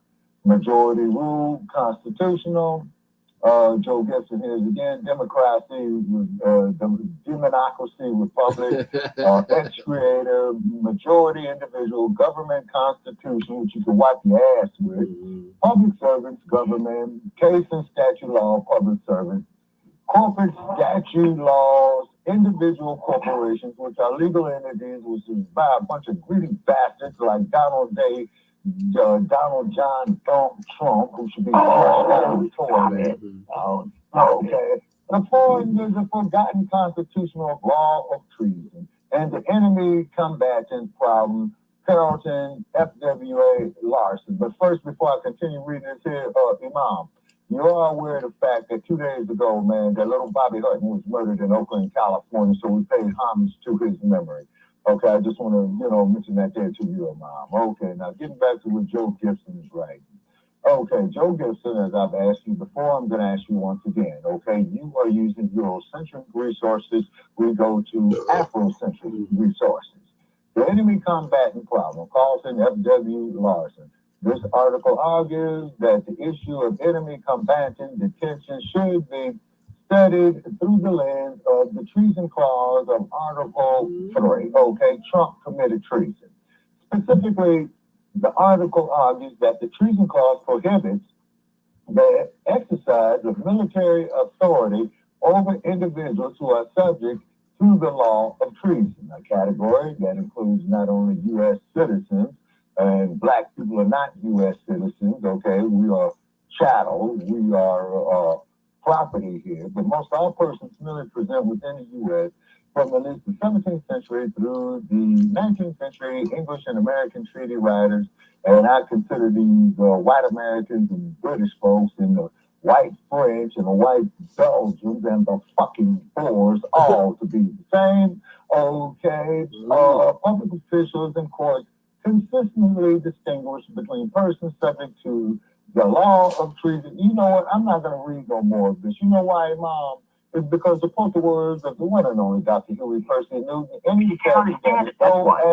Oh my God! Stop it, Joe. Ambiguous. Where did you copy and paste this from, Joe? Any statute that is so ambiguous that cannot be understood by the common man is not a statute. That's Joe, where did you copy and paste this from? This is ambiguous, man. What do you mean I don't Where did you understand it? copy and paste it from? Bro, I'm older than you. Shit. Well, I talk about I've lived through. Your mom is my age got to do with anything?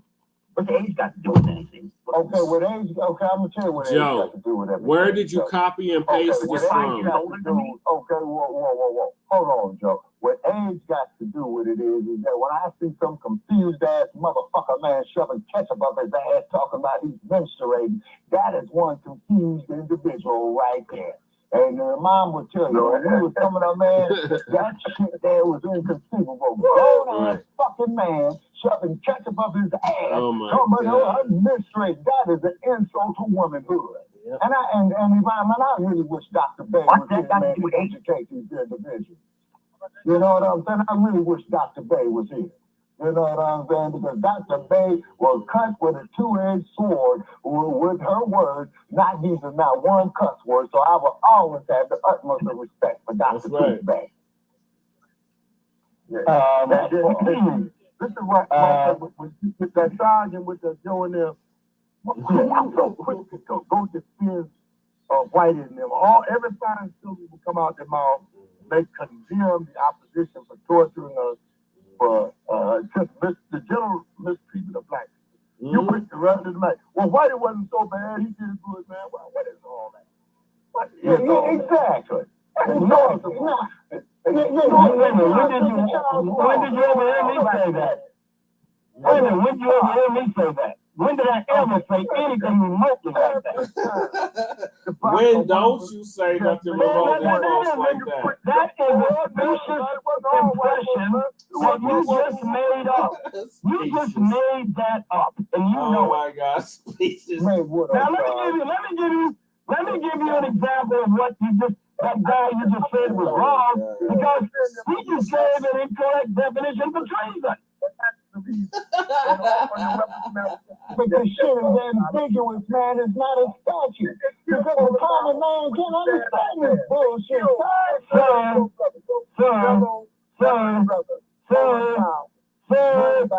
It says in the Constitution what treason is. It's right there in the Constitution. It is the only crime that is defined in the Constitution. And it tells you what it is.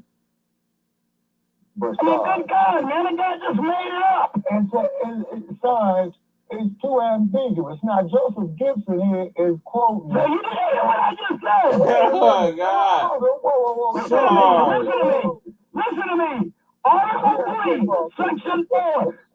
Article 3, Section 2. Sorry, you must have blown a gasket. Stop it.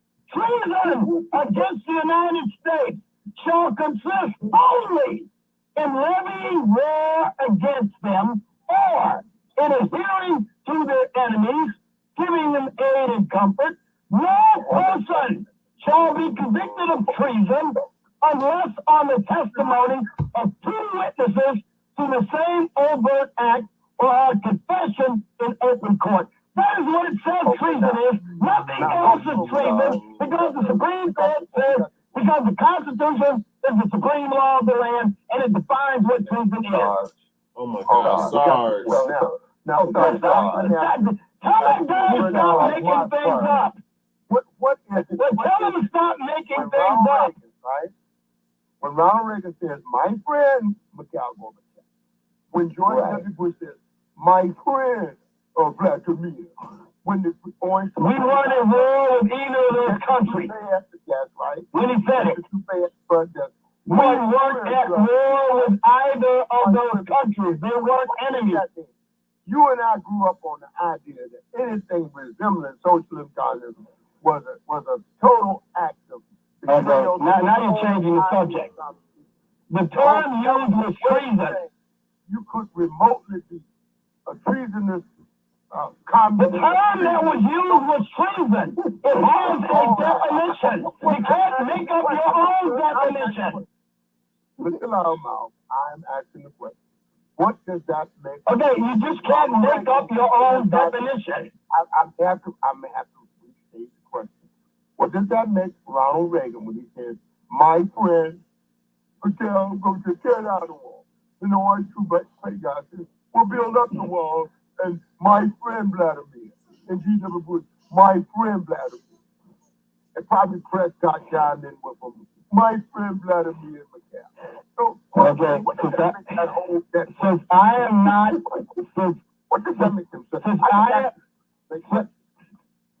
Since I am not Ronald Reagan's spokesman, I am not authorized to speak for him, but I suspect he made a comment that at best could be considered intemperate, not treason. Okay, Sarge, let me ask you this question, right? Sarge, Sarge, so what you're saying is that you have no knowledge of these operations, and if you had such knowledge of these operations, you would not be at liberty to discuss them. Is that what you're telling me, Captain Willard? No, that isn't what I said. I mean, I speak as clearly as anyone here possibly can speak. I don't speak in circles. I said what treason was. Nothing that any of you guys cited remotely fit that definition in the Constitution. And then I tell you, I can't speak for what Ronald Reagan meant by what he said, if the meaning could be ambiguous. I don't know, I know. I know this much.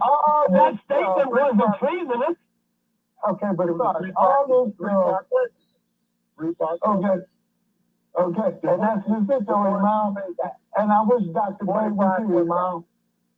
Yeah, I wish Dr. Bay was here, so she... What is it an act of when he says, my friend Vladimir? What is it? What is that? That sounds like diplomacy to me. That sounds like diplomacy. Bullshit.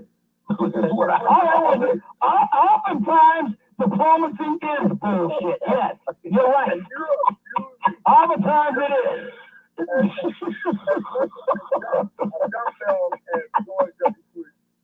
was and will forever more and will forever be a trash dummy. George W. Bush. What did George W. Bush mean? My friend. Look, like I said, he He's the chief diplomat. The President of the United States, in case you guys don't know it, the President of the United States is the chief diplomat for the United States, and it sounded to me like diplomacy. Now you can argue with whether or not his diplomacy is effective, but I tell you what, it sounds to me like that's what it is. You're boy, there's never a dull moment here of having diplomacy. You accuse George W. Bush of having diplomacy. Well, yes, because he's the chief diplomat, whether you or I like it or not, he is the chief diplomat of the United States. The President of the United States has executive authority to conduct diplomacy on behalf of the United States through his State Department and the Secretary of State, who derives his authority from the President in Article 2. Okay, answer me this, Sarge. Answer me this. Why did the four-star general, Colin Powell, resign as a Secretary of State? Is because Bush Jr., Baby Bush, was full of shit. Baby Bush said that there was weapons of massive destruction.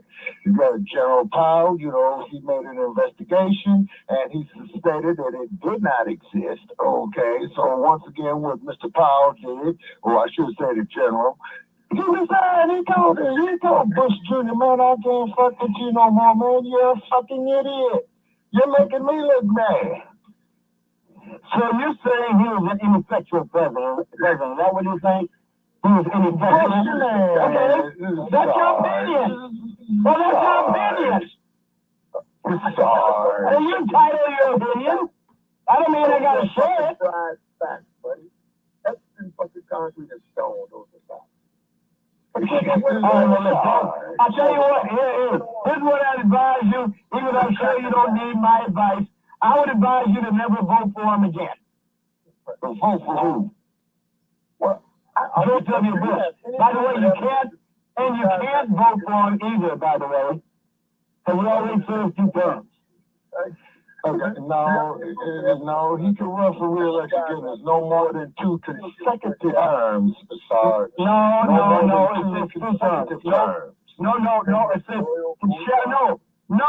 it says shall not be elected for more than 2 terms.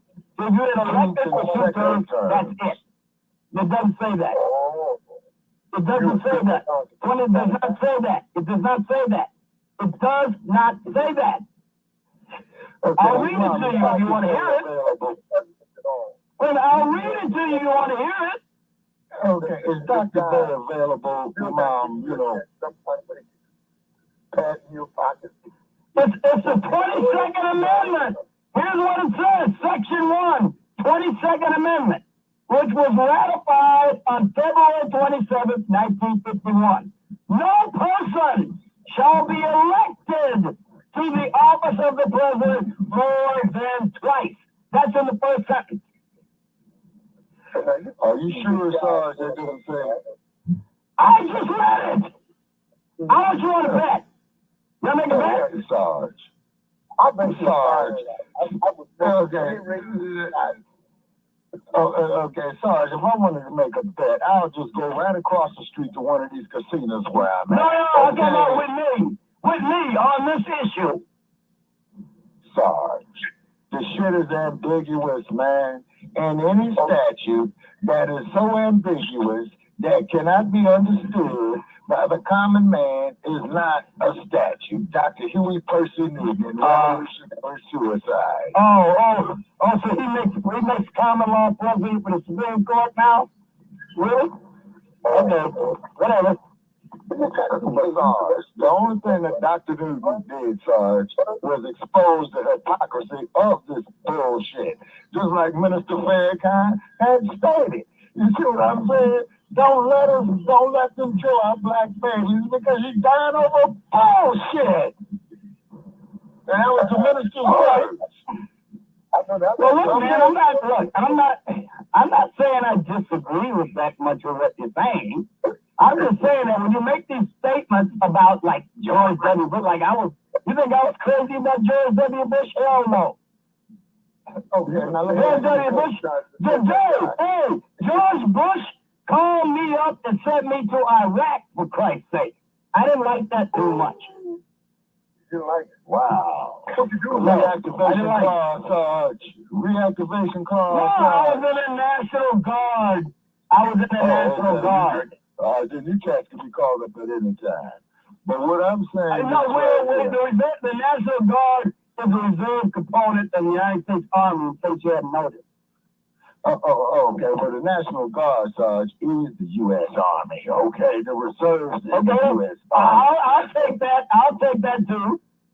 Okay, all right. But as the Imam was saying right here, to put it in a nutshell, Imam, and please correct me if I'm wrong, we are simply, on this platform, Sarge, is putting white America face to face with its hypocrisy and regard to people who were slaves in this nation, who were brought here against their will on the slave ships of Africa.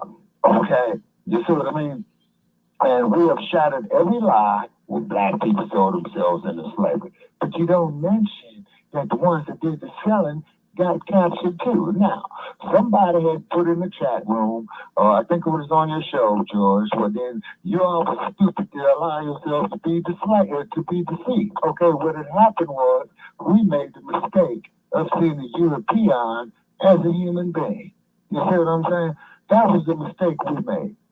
European women didn't even know how to clean themselves with feminine hygiene. Oh, not that shit again. Oh, no, that's real shit. You stop that, please.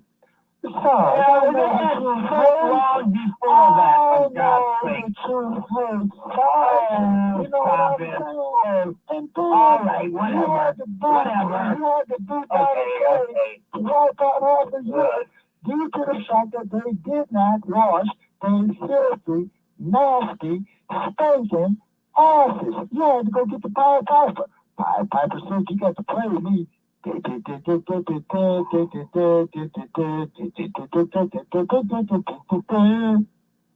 Sarge. We know the true heritage Shabaka'S Blacc experience at hand. We do not hate you. We don't hate Joe Gibson. What it is I'm sure the Imam will agree with me that we love our people so much because of all the hell that we have been through. You see what I'm saying? It's because, of what we have been through, the trauma, the post-trauma of it, of the post-traumatic slave syndrome. You see what I'm saying? And then as Dr. Miranda Ami has stated what the year will do. The Ma'afa, a disaster so bad it is beyond description. Who was a student of the one and only Dr. John Henry Clark. And my closing statement is going to be, to quote a phrase from Dr. Clark, I only debate with my equals. All others I teach. That's my closing statement. Okay, Brother Che, we have everybody do their closing statements. And thank you for joining us, Imam. And we'll definitely get what you did on Black Power Radio.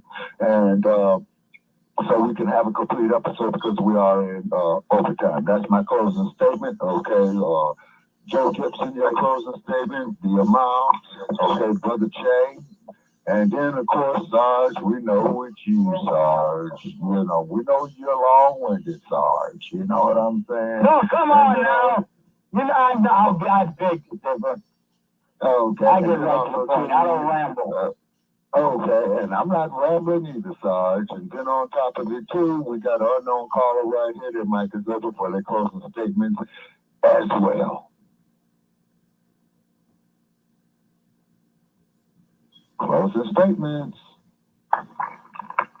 I'll just briefly say that we have so much to do in the way of working to reinforce the good work of the honorable ancestors in the person of Marcus Garvey, the honorable Elijah Muhammad, complete vision of Malcolm and Martin. We got a lot of work to do. Just the testimony of Bob Marley Long. Please don't give up the fight, brothers and sisters. The weak stuff is not going to stand today, and you embarrass the whole people by going out trying to appease the opposition. Will never get us anything in this world, and especially now, as long as we're on this soil, we should stand up for justice and truth and knowledge and just living a good, decent life and getting all of the reparations. We're owed those reparations. Oh, absolutely. Level playing field. We are going to smoke the opposition. And that's what all the thing 10 is all about. They are afraid that whitey won't be in power over us. We'll be free. Exactly. Everybody's not going to buy a new Lexus and some dope.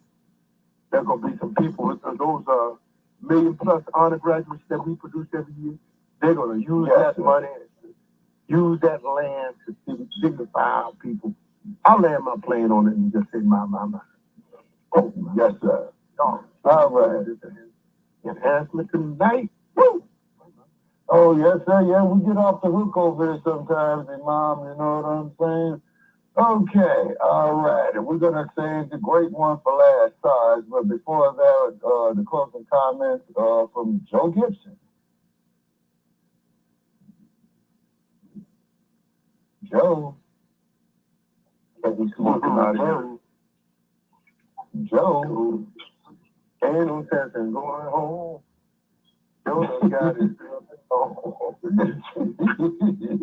Okay, all right, Joe, we appreciate you, with your input tonight. But Joe, the National Association of Colored People, man, that is pretty much, it's not a reliable source, okay, and what have you, but Joe Gibson over there, he's against reparations, okay.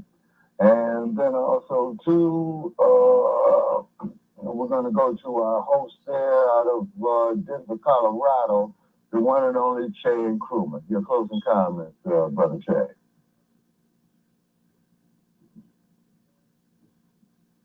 You know what? I think they shut us down. Is anybody still there with us? I can hear you. Hear you, okay. Okay, all righty, Brother Che. Okay, your closing comments, sir. Is that about Denver office? Okay. All righty. Okay, Brother Che going once. Brother Che going twice. Okay, Brother Che, thank you for your excellent work out of the Mile High Income City. And I'm your host, Shabaka'S Blacc, coming to you from Sin City, Nevada. And as always, it's off the hook over here, you know what I'm saying? And when you call up to Shabaka'S Blacc Experience Enhanced, we try to be as respectful as we can. But when this knowledge gets to dropping and then when these blows get to swinging and what have you, anything could happen. So we're going out tonight, and I'm sure you appreciate this cut here, Imam. African. Oh, wait a minute, you ain't gonna let me get final say. I'm sorry, son. Okay. Are you censoring me? No, Sarge. You got the floor, Sarge. Your closing comments, Sarge. Thank you, sir. I appreciate your indulgence.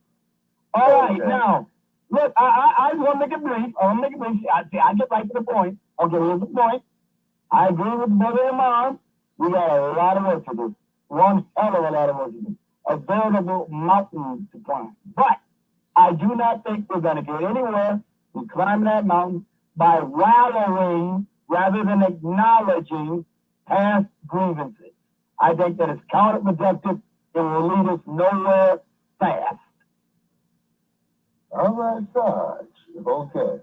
Okay, and thank you, Imam, man, and always there, man. Black Power salute to you, Black Power Radio. Black Power family. Always. Okay. And then, yes, sir. Yes, sir. Okay, so we're going to go out with African Sunset again, and we thank everybody from participating tonight, and most definitely may Mama Africa rest in power, because she has went through a lot. We do not recognize Elon Musk as an African. He is a Boer. We do not recognize no white Afrikaner. They are Boers. They are Dutch. And not only do we have Africans here or in the U.S. and throughout the whole diaspora, we also have them on our native continent. And this good night from Sin City, African Sunset, by Miriam Makeba, Mama Africa, because when the sun sets on Africa, the sun rises over here.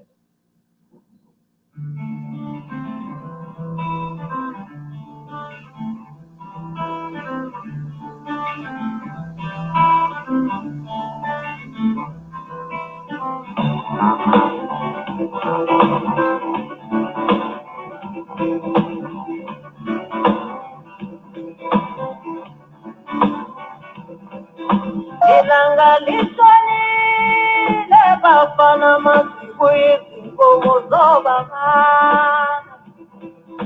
Ilanga lisani le bafana masiku yesinkomo zobabana. Ilanga telisani le bafana masiku yesinkomo zobabana. Ilanga lisani le bafana masiku yesinkomo zobabana.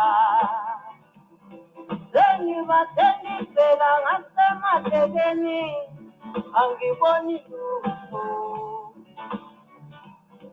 Zeni bateni sela ngasema tegeni angiboni lutho. Zeni bateni sela ngasema tegeni angiboni lutho.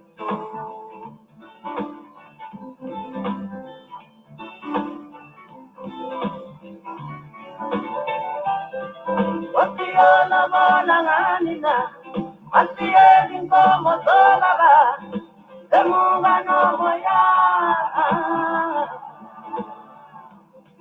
Wasiona bona nganina, wasieli nkomo zolaba, emunga nomoya.